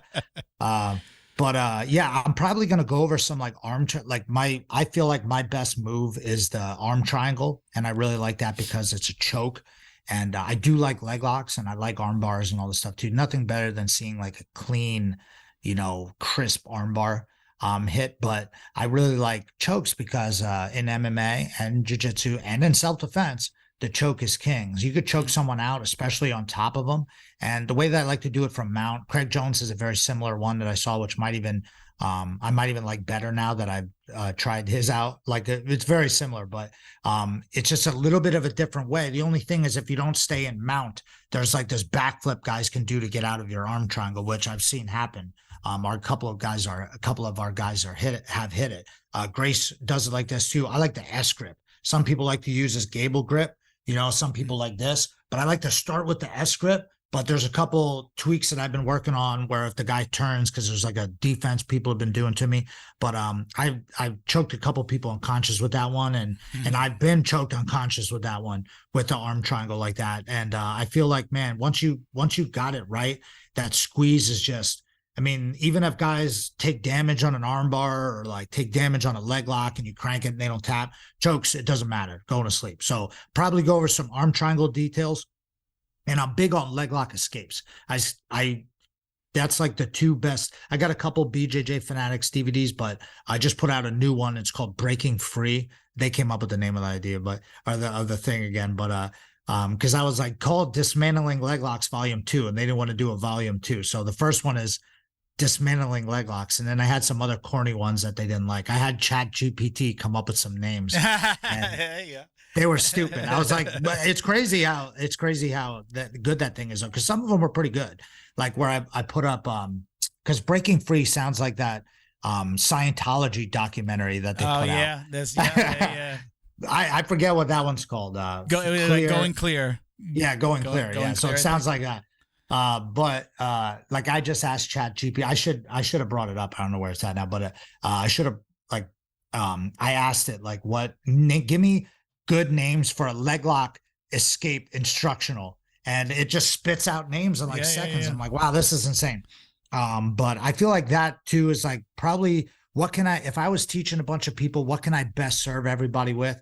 Like, sure, I want to show you my best thing, but then I think also showing you like a leg lock escape. You know, my jiu-jitsu hero, I can't believe it brings this up, is Jean-Jacques Machado. Okay. I got to train with him a bunch, and he's such a beast, and he's such a great guy. And like everything he says is like, you know, if you think 10th Planet is sorcery, like Jean-Jacques literally is a sorcerer. Like he's a level 10 magic card, Pokemon, whatever the hell.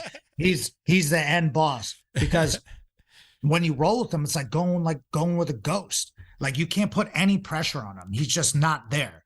And when you think you know, he's got such a weird, he just shuts everything. Like there's videos of him rolling with Eddie Bravo and he just shuts everything down. Like anybody that tries to like, I've seen guys go, try to go after him and younger guys too. And he's just such a beast. There's a role with Grace, with our student Grace Gundrum. There's a role with her on YouTube against John Jock, and it's not against, but everybody's watching. It's just like to see Grace. I mean, I'm sure she was nervous, but to see her like just get hit with some weird moves, like it's invisible. It's like what they call with Hickson, that invisible jujitsu. Like I can't even explain it to you. You just have to feel it. And even then you got to have some kind of understanding of like, oh, and it must be just, I can't figure it out. And he's just, more mat time, my brother. I'm like, damn it. Like, that's not what I want to hear. Tell me a secret.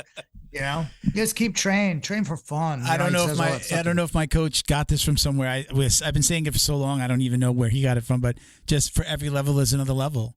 It doesn't end, especially with jiu-jitsu. There's always some there. I don't know about him, but there's always somebody that will make even a high level guy feel like a white belt. Like, oh yeah, what just happened? I mean, that's what Gordon's famous for now, is like making guys look like there's like their first day of training. Like, like they can't even get a game started against him. Yeah, it is mind boggling. Like you're like, okay, this guy's gonna do something. Yeah, and you're like, what? He just ran that guy over. Yeah. But that's how John Jock talks about like Hickson and and like Holes and stuff. Like he just talks about how they would just like, oh, he was the best. I got, you know what I mean? Yeah. So to him, like that's, the next level, which is crazy. Yeah, at my level, just in my school, like when I'm rolling with like maybe a white belt or a new guy, and they're just like, man, I can never get anything started against you. I'm like, do you see how you feel? I am going over here now to roll with that guy, and I'm about to have that same feeling because he's going to hand me my ass like I handed you yours. So it's not, it's everyone's evolving, and for every level, there's another level. It really does mean something, like. Yeah, I get my ass handed to me on the regular too. Yeah, it's crazy. Some of the guys think, I mean, they're like, oh, Zach, you're so good or whatever. And then like I did like a light round with JT, and like when he came in for a seminar, and he shoulder pressured me almost to sleep.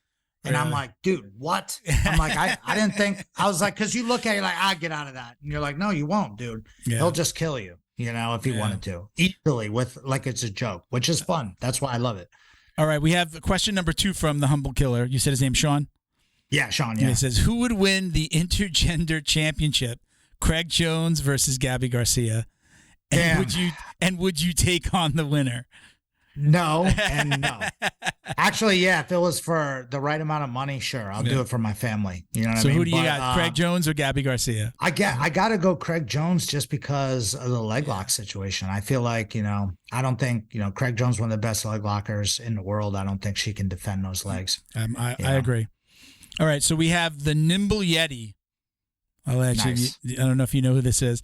I have a question. He says, how do you make, you kind of mentioned this before, how do you make time for your own progression when you're in those periods of time where you're teaching or traveling a lot?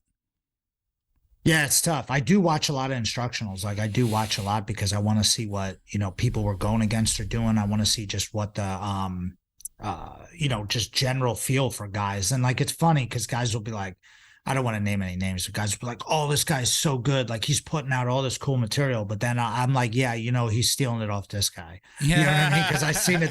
His was out before his, you know? So, and even stuff that I teach, I mean, obviously I didn't come up with it. I just maybe have like your own little spin or your own idea on it. So it's not really stealing per se, unless you like copied the whole guy's DVD or something like that. But I do watch a lot of that. So I'm always trying to keep my ear to the streets. I just got off an injury, so I haven't really been rolling in 2 months. I just started rolling again. And I feel like that really helps. Like, I feel like, I don't know how Danaher does it. And some of these guys do it when they're not training, because for me, I want to see what's working. I got to get in there and like try different things. And, I'm always trying to like, one thing I definitely do is I pick, I started specific training myself more, like, especially getting older, dealing with injuries. I'm like, okay, I'm just going to try, as opposed to just going in and rolling and doing whatever and having no mind, which sometimes it's good to do that too. I'm not saying any which way is right or wrong, but what I'll do is I'll have like a specific thing, like, okay, for a month, I'm actually going to try to get good at deep half. You know what I mean? I'm actually going to try to, really play half guard. Sure, whatever happens, but I really want to put myself in positions. And it's hard for people to do that because you might get tapped. You might teach, it's tough because you got to go teach the class. And then all these guys are looking up to you, whatever. And then if you just go in there and get washed by all your purple belts, that's not a good thing. Sure, they're going to take, you're teaching the snakes to bite. So they're going to get you every now and then. I like that. But I'm trying to figure out, I forget, I stole that from somebody, but I forget I try to okay, I'm working deep half. I realize hey, if I mess up, they might get you, or I'm really trying to get arm bars, or I'm really trying to, work on my back. I want to take everybody's back for a month, and one of my guys, Sid, he teaches some of our kids classes, Sid Tavallaro. He's a beast competitor too. And he's 18 years old. He's a purple belt. He's a beast.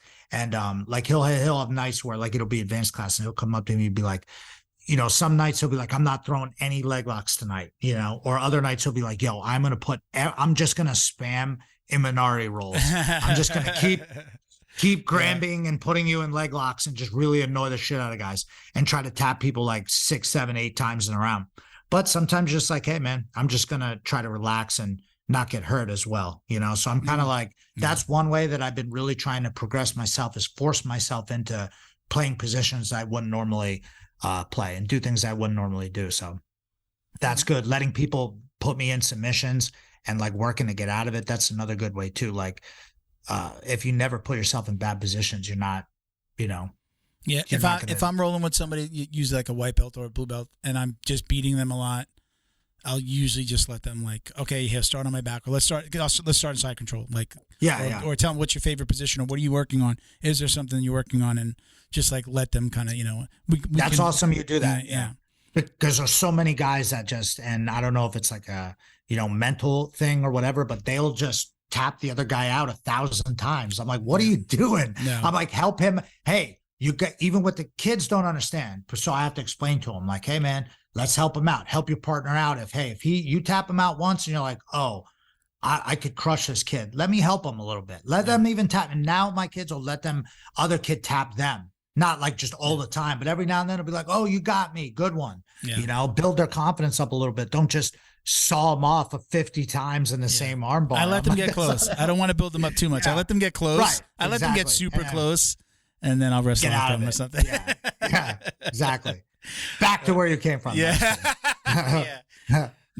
I definitely, I like to do that. My rule just for myself is if I tap somebody really quick, then I'll pull and let them get into an advantageous position, or again, let them do something that they like. But, it depends. Some days it's you had a bad day and you're like, no, I'm going to tap you 50 times. Exactly. With stuff that you don't even know how to defend yet. All right, so we're going to go to our next question. Is Juggernaut 10P? Nice. Got to be a 10th planet guy, right? Yeah, I know this. So, you know him. Yep. He's got a couple of questions here. So he says, what's the proper age for a child to start jiu-jitsu? Well, I mean, honestly, they could start whenever. I mean, I got my son. I think my son is going to be 2 coming up in July, beginning of July. So with him, he's not ready to do moves and stuff yet. Yeah. But what I do with him is I do bring him to the dojo all the time. That's 2 words that he says: dojo and guys. He's like, guys, dojo, guys. So he loves all the guys at the dojo. But I want him to just be around it.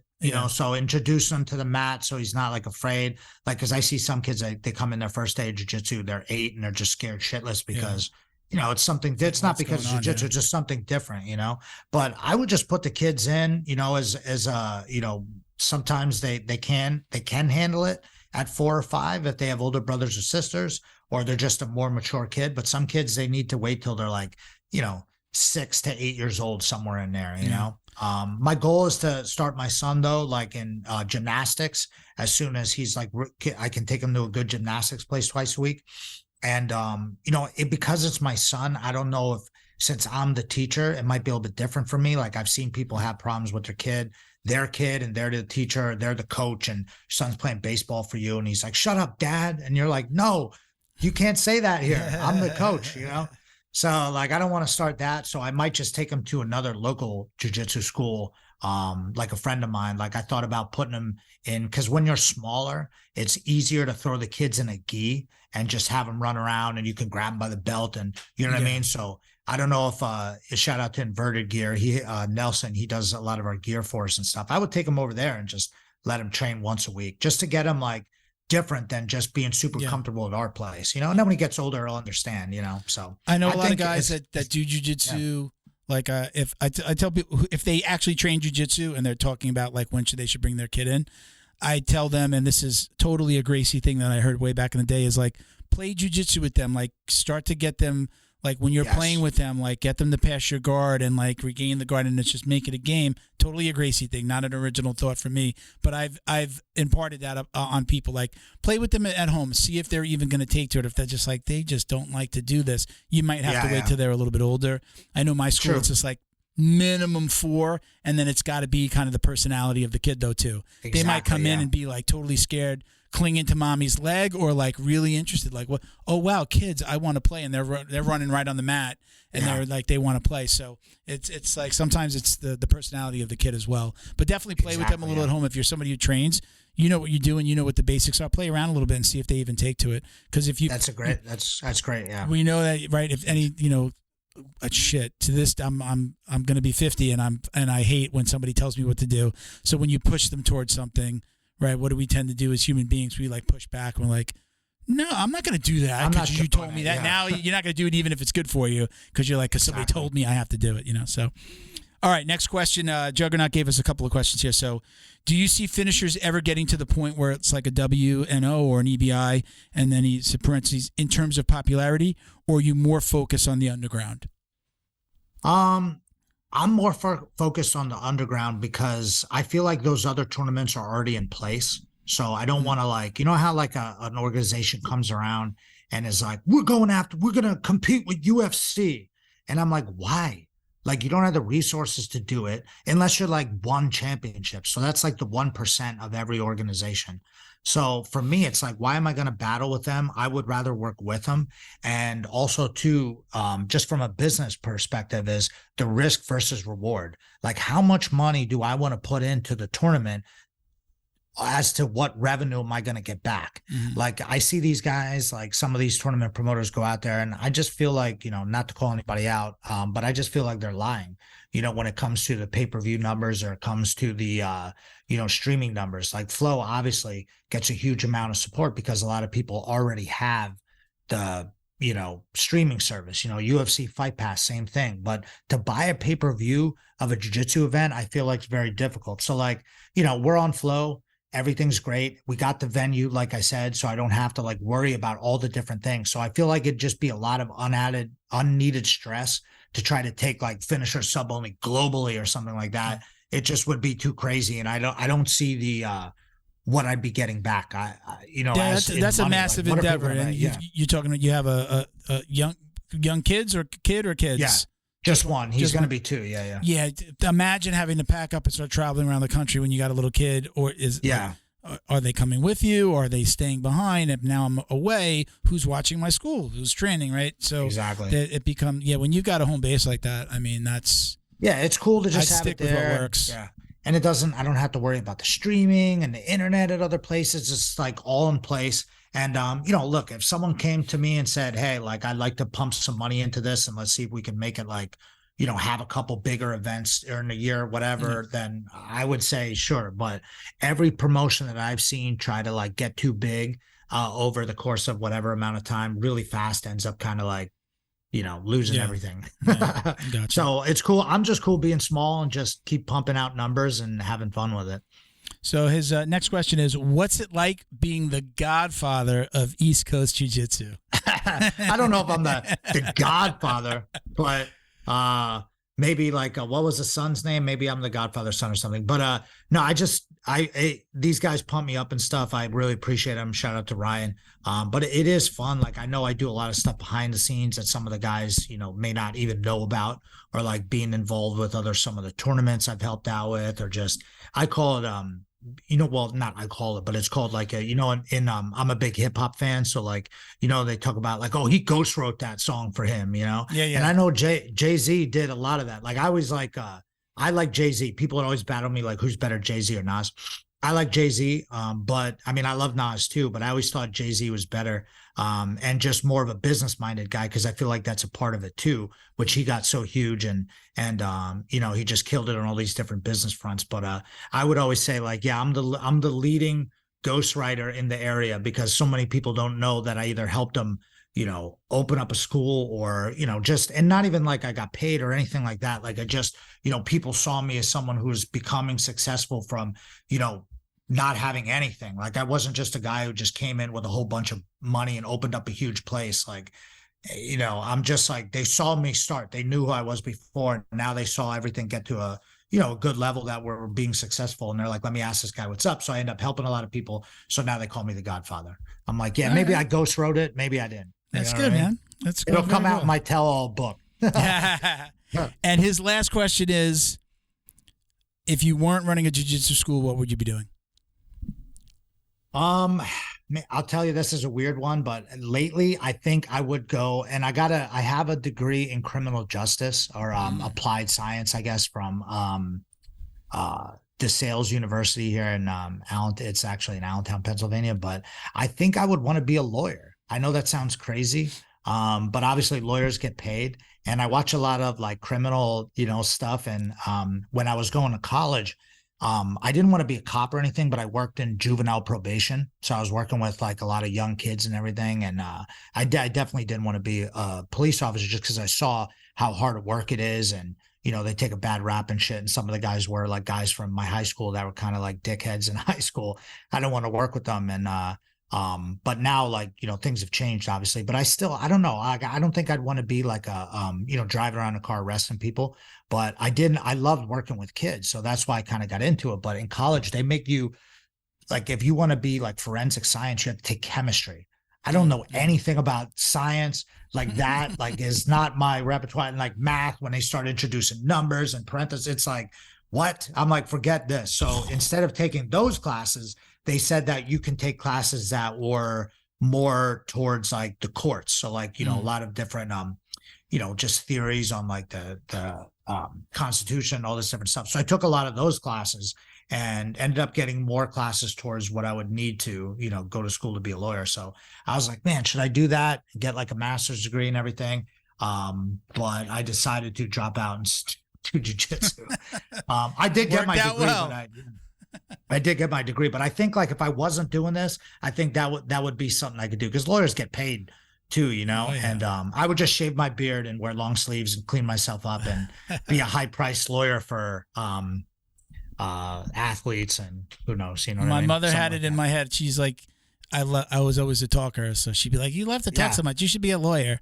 And that's then what they all said, the grandmas. Yeah. When I got older, my like I was going to follow my father's footsteps and be a cop. He was a cop in New York City. Nice. And I'm so glad I didn't do that. I am so glad I didn't do Yeah. Not at least not that's there. tough. Yeah. New York City is just Insane. Yeah.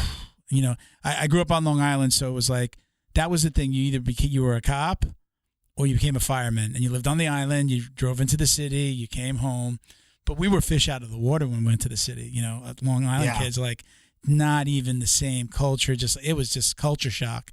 I'm glad I didn't do it. It was around the time I was going to school. I left. I didn't go. Went away to school, SUNY Albany. Came back. My parents were like, "You're not going back a second year," because I failed like one class. Yeah. I went to party, and then I started going to community college. I took criminal justice, and I took the test. Got like one wrong on the test. Got a high score. And this is when Giuliani came in and said you had to have a 2-year degree to even get a call. So then I was just like, I got to finish school. Girlfriend gets pregnant, drop out of school, blah, blah, blah. And then I just never finished. And then I made a second attempt when I came down here to Florida. That's a whole other story that I'm not going to share. Yeah. I made, when I was older, I made a second attempt down here, and then, you know, got into wasn't the best driver. We'll just leave it like that. And you got to be down here. You take the car home. They, you know, most when you're a cop, you take the car home. So you have to have like an impeccable driving record. And my driving and record I did not.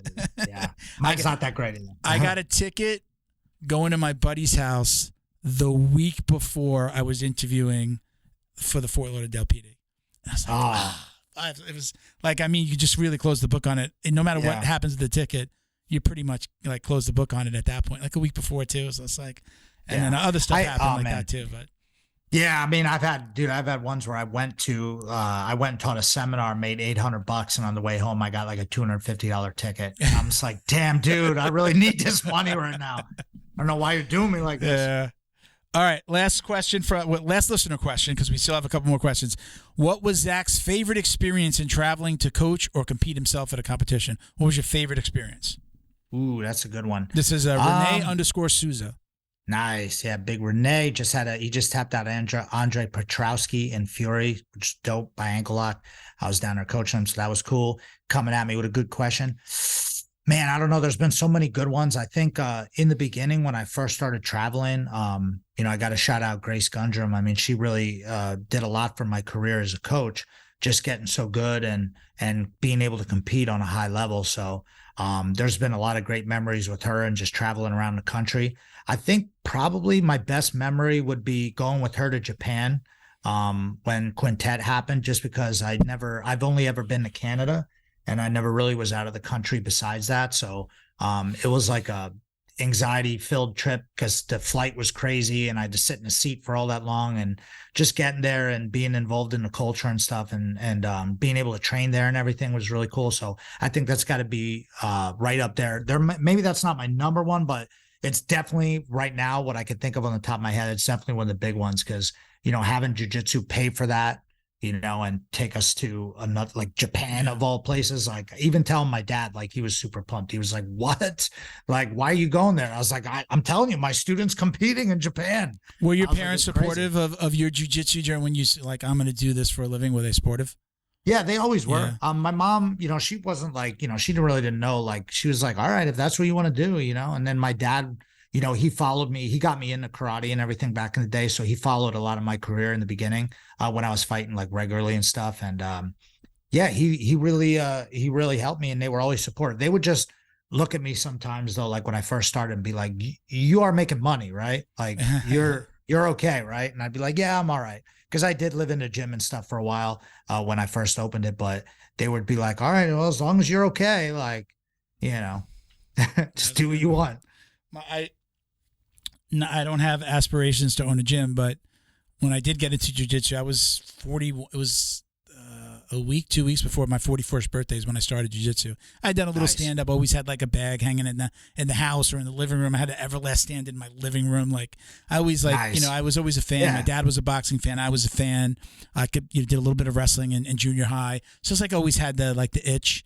But when I was doing jiu-jitsu and like really like it was like training every day. So it's like, what are you doing? You're 40 years old. And I'm like, yeah, jiu-jitsu's for everybody. Wait a minute, like jiu-jitsu's for everybody. What do you do? And he's just like, what are you doing? This is crazy. And I still think to this point, he's like, you still doing that jiu-jitsu? It's like, yeah, like I have this podcast, and he's listened to a couple of them now. I'm like, hey, listen to that when we talk about law enforcement, or I mentioned you, and he's listened to a couple. But yeah, they thought really 40, you're going to do jiu-jitsu? What happened? Why didn't you stick with karate when we had you in when you were 12? Like, why are you doing this now? Yeah. So some of our guys get their balls busted by their parents and stuff when they get injured. If they're like, one guy is like whatever, like he works for, has an office job and he hurts his knee and he's limping around, and his family's like, what are you doing? Yeah. He's like, what else you want me to do? You know what I mean? It's true. Like some guys are spending $1,000 golfing. Some people are getting into gambling. I'm like, we're training. Like, I tell my wife, I'm like, I know, like, number one, I've told her, I'm like, all of like your friends' husbands. And what addiction would you rather me? Would you rather me have this addiction and that I'm going to the gym, or laying on the couch watching football games, or like fantasy this and that, and like laziness and not doing anything? Like, this is probably the best addiction I could have, because otherwise it's going to be like, you got to let this out somehow. And usually it's going to wind up, for a lot of people, it's going to be like drinking and partying and like doing stupid shit and getting yourself in trouble. I don't have energy to do anything stupid at the end of the week. I'm like, me neither. I tell people I go to bed earlier on Friday and Saturday night. My school does 7 days a week, so weekends it's open mats. 9 a.m. open mats is like the one class, and I go to bed earlier on those days just because I want to be like like me and my wife are like, we were like, oh, like 10, you're in bed on a Friday at 10 o'clock or 10:30. I'm like, it's my favorite, like, during the week, I'm like, my mind's going business. I'm like, it's 12:30 at night and I can't fall asleep like a baby on Friday and Saturday night because I just know tomorrow's the easy day. Going in and having like little freaking guys half my age trying to kill me. You know? Unless I'm traveling or something, I'm getting to bed early. I never see the main event in UFC. I fall asleep by like on the couch and I wake up. I'm like, it just ended. I'm like, all right, well. I love the fight nights because now the fight nights start with like they're early, 7 to 5 o'clock sometimes, 7. 8, I like when it's in another country and it starts at like 1 p.m. on a Saturday. That's beautiful. Done by 6, have dinner, and you're done. You know. All right, so we have one last group of questions. We can go through these a little bit faster. We call this the drill down. That's our special effects. Nice. So this is a group of questions. Like a lot of people ask these same questions, so we've just like formulated. We just ask everybody instead of saying like send us those questions. So we're gonna go through these real quick. So the first one is gonna be like the most obvious: gi or no gi? No gi. No gi. Takedown or pull guard? Right now, I mean, I like takedowns, but my own personal, I'll pull guard. Yeah. Okay. I'm gonna pull. Yeah. I got to throw this. Like, I've pulled guard a lot through. Like, I blew out my knee before COVID, and for like the last 2 years, I'm like constantly pulling guard. And then we got good with the lockdown and like Z guard and stuff like that. But now I'm not pulling guard. Like now I'm 100% at least, my knees, and I don't pull guard so much anymore. And the guys are like, "What's going on? Why are you you're not making it easy they don't for expect me." it. Now That's I'm why like, get on top, stay on top. Now I'm back to that. That's what I've been doing a lot. A lot of people they don't think of me as knowing how to wrestle, so that's good because I always pull guard. Because then every now and then I'll ankle pick someone in the next week. And they're like, "What? Where did that come from?" Gotcha. There you go. Okay, music during rolling, yes or no? Yes. What's your preference? The kids like hip hop. I love it too, but maybe not during rolling. I like reggae more during rolling because it kind of like keeps everybody not so crazy. Okay. So Chill. now I've got to assume that I'm going to throw in this question. This is another listener question, and I put it here.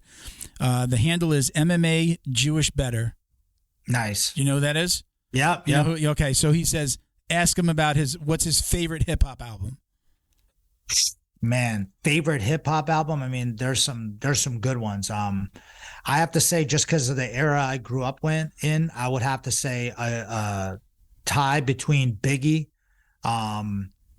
either that or 50 Cent, Get Rich or Die Trying. Okay. Just because that album, you could just put it on and play out the whole thing. Yeah. And I remember being in college and I just kept playing it, and they kept getting pissed off because girls were getting mad because I just kept replaying it from the beginning. And they're like, put something else on. And I'm like, no, we're listening to 50 Cent, Get Rich or Die Trying.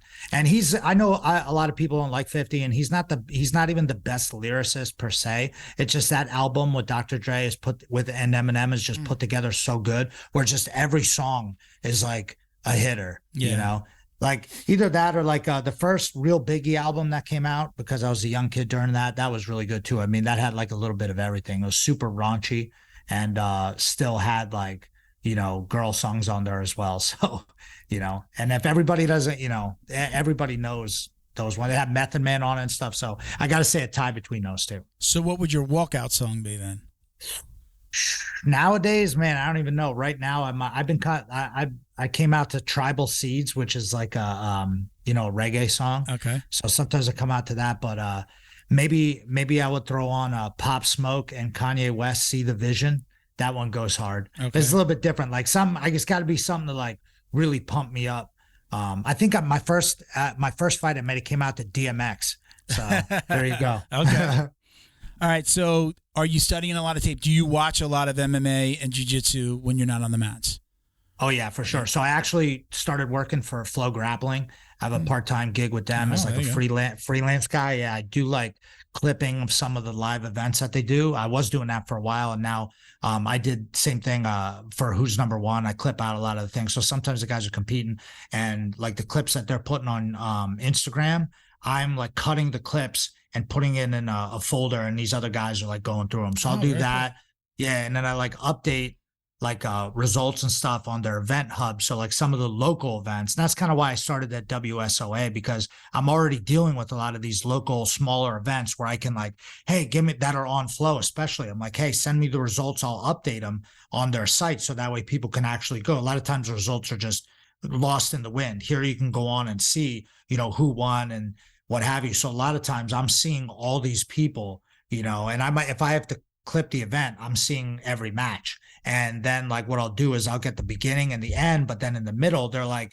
you're a black belt, you're good. What looks cool. Just give me anything that looks cool. So like any transition, like that's like a reversal or like a submission attempt or a submission, like I'll clip that out and send it to them. So it ends up me seeing a massive amount of, jiu-jitsu techniques, moves. And then with our tournament every month, I'm seeing, what's working on the mid to high level, where I'm like, all right, guys are doing this, we need to work on that. So it kind of helps with that. And then I do like on Wednesdays, because I teach at night, I always make time.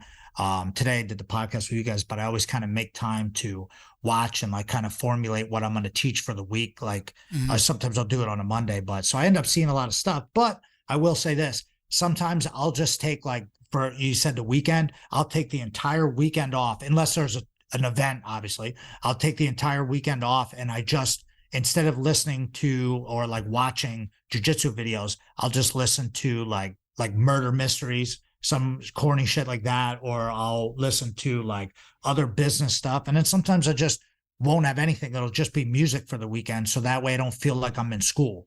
I don't want to feel like I want it to be fun. I want it to be like intriguing. I don't want it to be like, all right, I'm watching another video, I don't want it to feel like I'm, putting myself through hell. I'll do that too. I'll purposely shut anything off. It's funny because I didn't always use it, but turning on the do not disturb on my phone. Oh like yeah. Putting that on, like I did it during the podcast. Like I do that more often now, because I'm like, if I don't, every client, like, I have the marketing company, I have the podcast. Every client has either a WhatsApp open with us, like me and my daughter works for the company. So it's usually me and my daughter in a chat, so they can get one of us if they need something. So it's either a text chat or WhatsApp. So they can get me whenever they want, but there are just sometimes I've got to turn it off. And I do try to find something that has nothing to do with marketing, business development, or jiu-jitsu. I just want to turn off my brain from that. Yeah. And I want to find something really stupid. Right now I'm watching The Tick on Nice. on I Prime. remember that one. Yeah. It was actually, I think there's 2 Tick. There was an older one. I'm watching the most recent one on Prime, but I think it was only 2 seasons. I'm nice. Like, right. So maybe 2 or 4 seasons. I forget. And Mr. Robot. And that just got me. So I don't know if you know Mr. Robot. Yeah, There was like a series on USA. I never watched it back in the day. So I've been watching that and I'm like hooked. So that's been my like get my mind away from business. So like I'll always find something like that. Yeah. Before I used to leave jiu-jitsu and just watch jiu-jitsu videos, but I was like, really, like she'd walk into the bedroom and I'm like casting YouTube videos. Gotta take a break, yeah. Now I'm just like, I'll do it in the morning or before, if I know I'm going to training, I'm going to stretch or I like massage gun. Then I put it on and because I'm about to do that, so I'm preparing myself.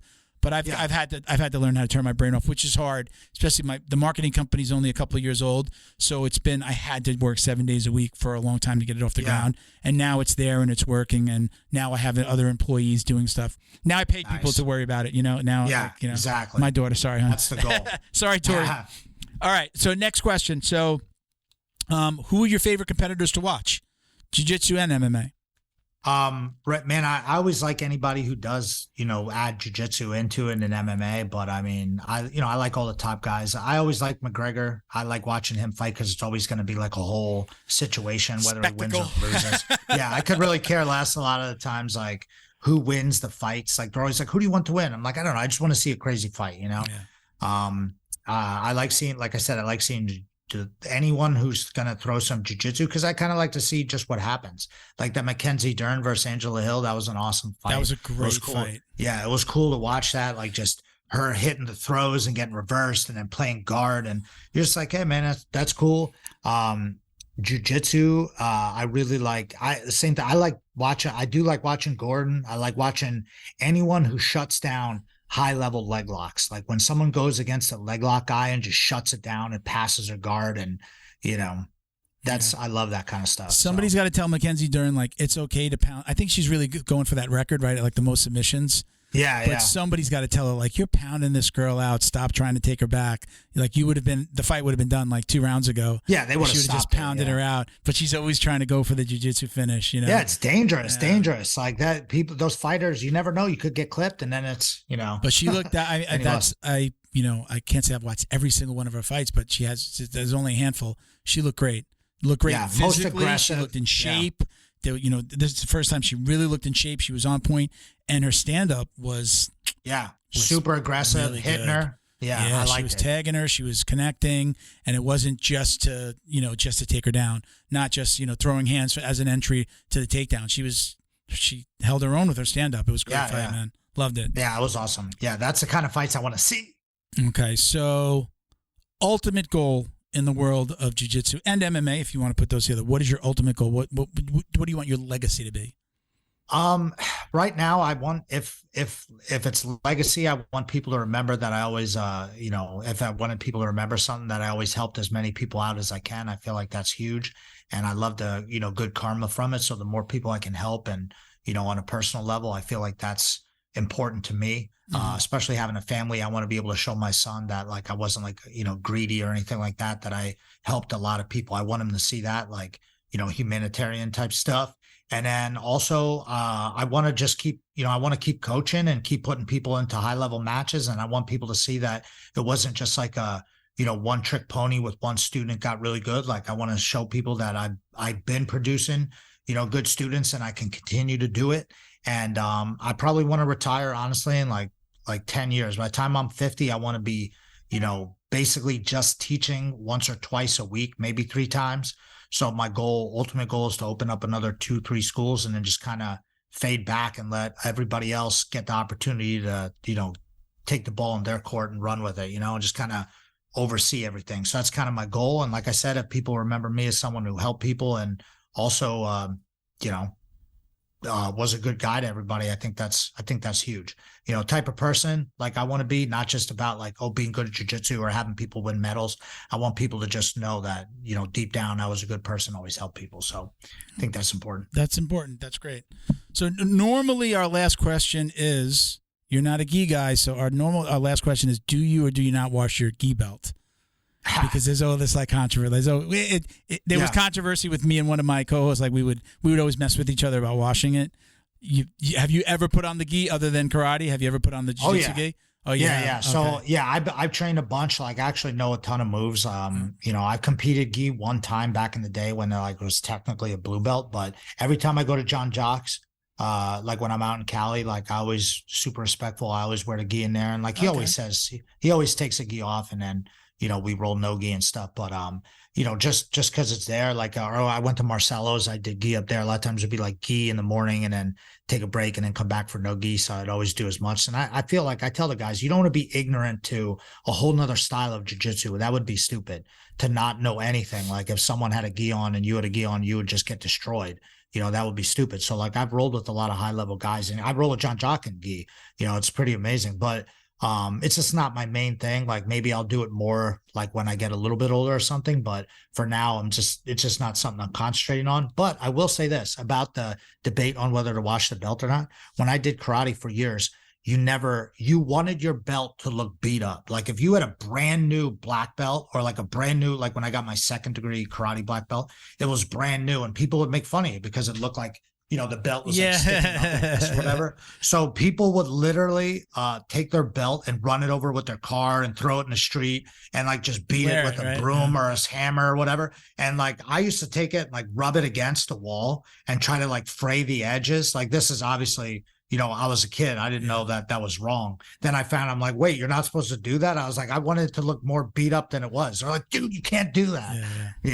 But karate guy, there was the one guy, is like his belt, he was like a 10th degree or some shit from, I forget what, but his whole belt was. So I say, don't wash it. Beat it up. Don't wash it. Yeah. Okay. I'm a belt washer. Nobody ever told me not to do it.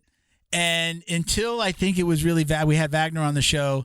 Wagner sat here and he said, like, no, like, it's supposed to show the wear and tear from, it shows how much you've been training. He says, how am I supposed to know how much you've been training if you've like, and I'm like, no one ever said it to me like that. Nobody told me not to, just always being clean. And then again, when I started doing the podcast, I had a buddy who was an old school like black belt. He'd been training like many, many moons.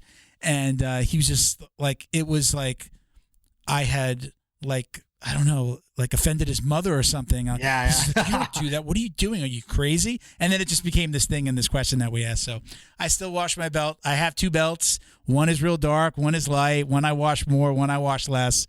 And I never really, now I've been doing it so long that I don't really care. I do, as I approach, knock on wood, God willing that I get my black belt one day. I do think about it with that one. Like, it's just like, this is the black belt. This is my coach gave. I don't know. I feel like it might be a little different. That I don't know that I want that to see the wash. I'm going to use a lot of Lysol on it, or we have Neutral Zone Clean. One of our sponsors, he sends us like this cleaning solution. You can just spray hit it on with yourself. that. Yeah, and it's good. Yeah, it's a little MRSA never hurt anybody, right? It is funny too when I go to John Jocks and I put on the black, because I have obviously I'm a black belt, so I put the black belt on. It's crazy when the guys are like looking at me like, "Did you just get your black belt?" I'm like, "No." I was like, I just never wear this belt. You know what I mean? It's like brand new. So they always look at our whole crew. They're like, "What, you guys all just what are you guys, like a team of brand new black belts?" Like 4 of us with like belts all stiff, and they're like, but they love us over there. So. All right, so that was our last question, but I want to give you a minute to, first of all, thank you for doing this. I really appreciate you coming on. Yeah, no problem. Want to give you a second to shout out any sponsors.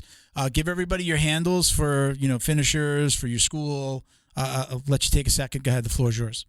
Sweet, thank you. Just appreciate you guys listening. Thank you for everybody who ended up getting me on the show here. I love doing stuff like this. Anytime I have a chance to talk more jiu-jitsu with people, in the community, I feel like that's huge. If you just go to the link, follow me on Instagram. That's like the main thing, at Big Uncle Zach Maslany. I don't even know where that came from, but I'm like everybody's uncle, so I call people cuz a lot. I'm like, "What's up, cuz?" Guys be like, "Yo, what up, Unc?" But check me out on Instagram. The link in my bio has everything that I'm either pushing, selling, or a part of. It's a seminar series or anything, so you can always check in there.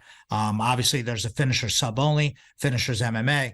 10 Planet Bethlehem, got a gang of students, got a whole team out there that's working hard. So just be on the look for us out there. And if you're ever in the Bethlehem, Pennsylvania area, that's where Jesus was born, come through, check us out.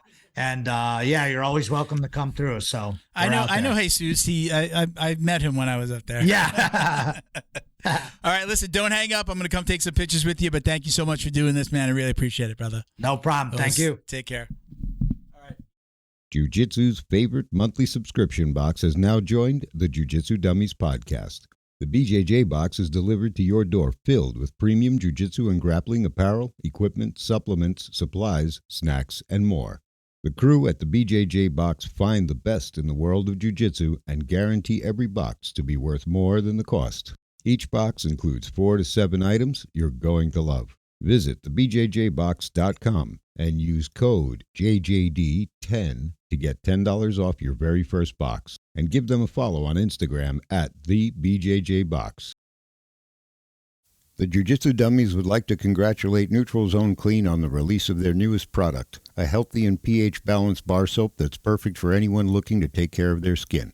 This soap is made with all natural ingredients that help nourish and restore your skin's natural barrier. It contains glycerin, which naturally attracts moisture to itself in the skin, leaving it feeling soft and hydrated. The new bar soap also contains a blend of olive, coconut, and castor oils and shea butter, which are rich in vitamins, nutrients, essential fatty acids, and antioxidants that help fight harmful bacteria. With tea tree and other natural ingredients, it also helps in the prevention of fungal infections.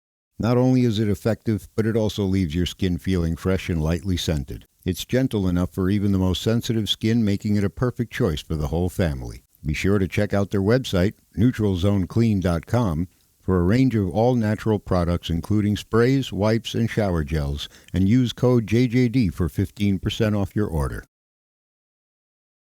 Special thank you to the crew over at Flow and Roll for all their support. Flow and Roll is renowned for their incredible no-gi rash guards, shorts, and leggings. Flow and Roll has quickly become the premier custom apparel provider for academies big and small throughout the United States. Reach out today to discuss your custom order and ask about their incredible pre-order program. You can send an email to flowandroll@gmail.com or visit their Instagram at flow_n_roll and shoot them a direct message. And yes, they can create an awesome custom gi for your academy as well. Visit flowandroll.com to check out their awesome designs, and while you're there, pick up a Jiu-Jitsu Dummy signature tee exclusively at flowandroll.com. And remember, you'll get 20% off your purchase of t-shirts, rash guards, or gis with code JJD. All right. Very cool, right? Yes. Cool dude. A lot Very going cool. on. What did you just say when we were taking pictures about jobs? What? Did you say something about you had too many jobs, or you can't do too many jobs? Oh no, I can't be fighter and producer. Oh, okay. So nobody heard that I said to you when we were off air, when we said goodbye. So we always take some pictures. I said, "Oh, the meat bow. Yeah. He doesn't train yet." Yeah. I guess I feel like I have to say that so they know. Oh, is he a jiu-jitsu guy too? Like I feel like they might be asking it in their head. Well, And, I'm becoming a jiu-jitsu fan at this point. Yeah, we got to get you on the mat, dude. You know, we got to get you on the mat. Like I know some of the people in it. And, comment on Gordon Ryan's shit on Instagram. So.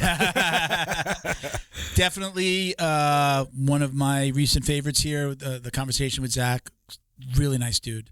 Yeah, really. Like you could, when you could just tell he has like a very calm demeanor. Yeah, you could just tell that he's got good experience. Good personality. Because that comes from experience. That comes from being there. You know. And my life. How old is he? We didn't ask. He's got to be like he said like in 10 years he wants. So he's got to be in his 40s, like early 40s. Yeah, he did say something. 30, 39, 40, something like that. Well, yeah.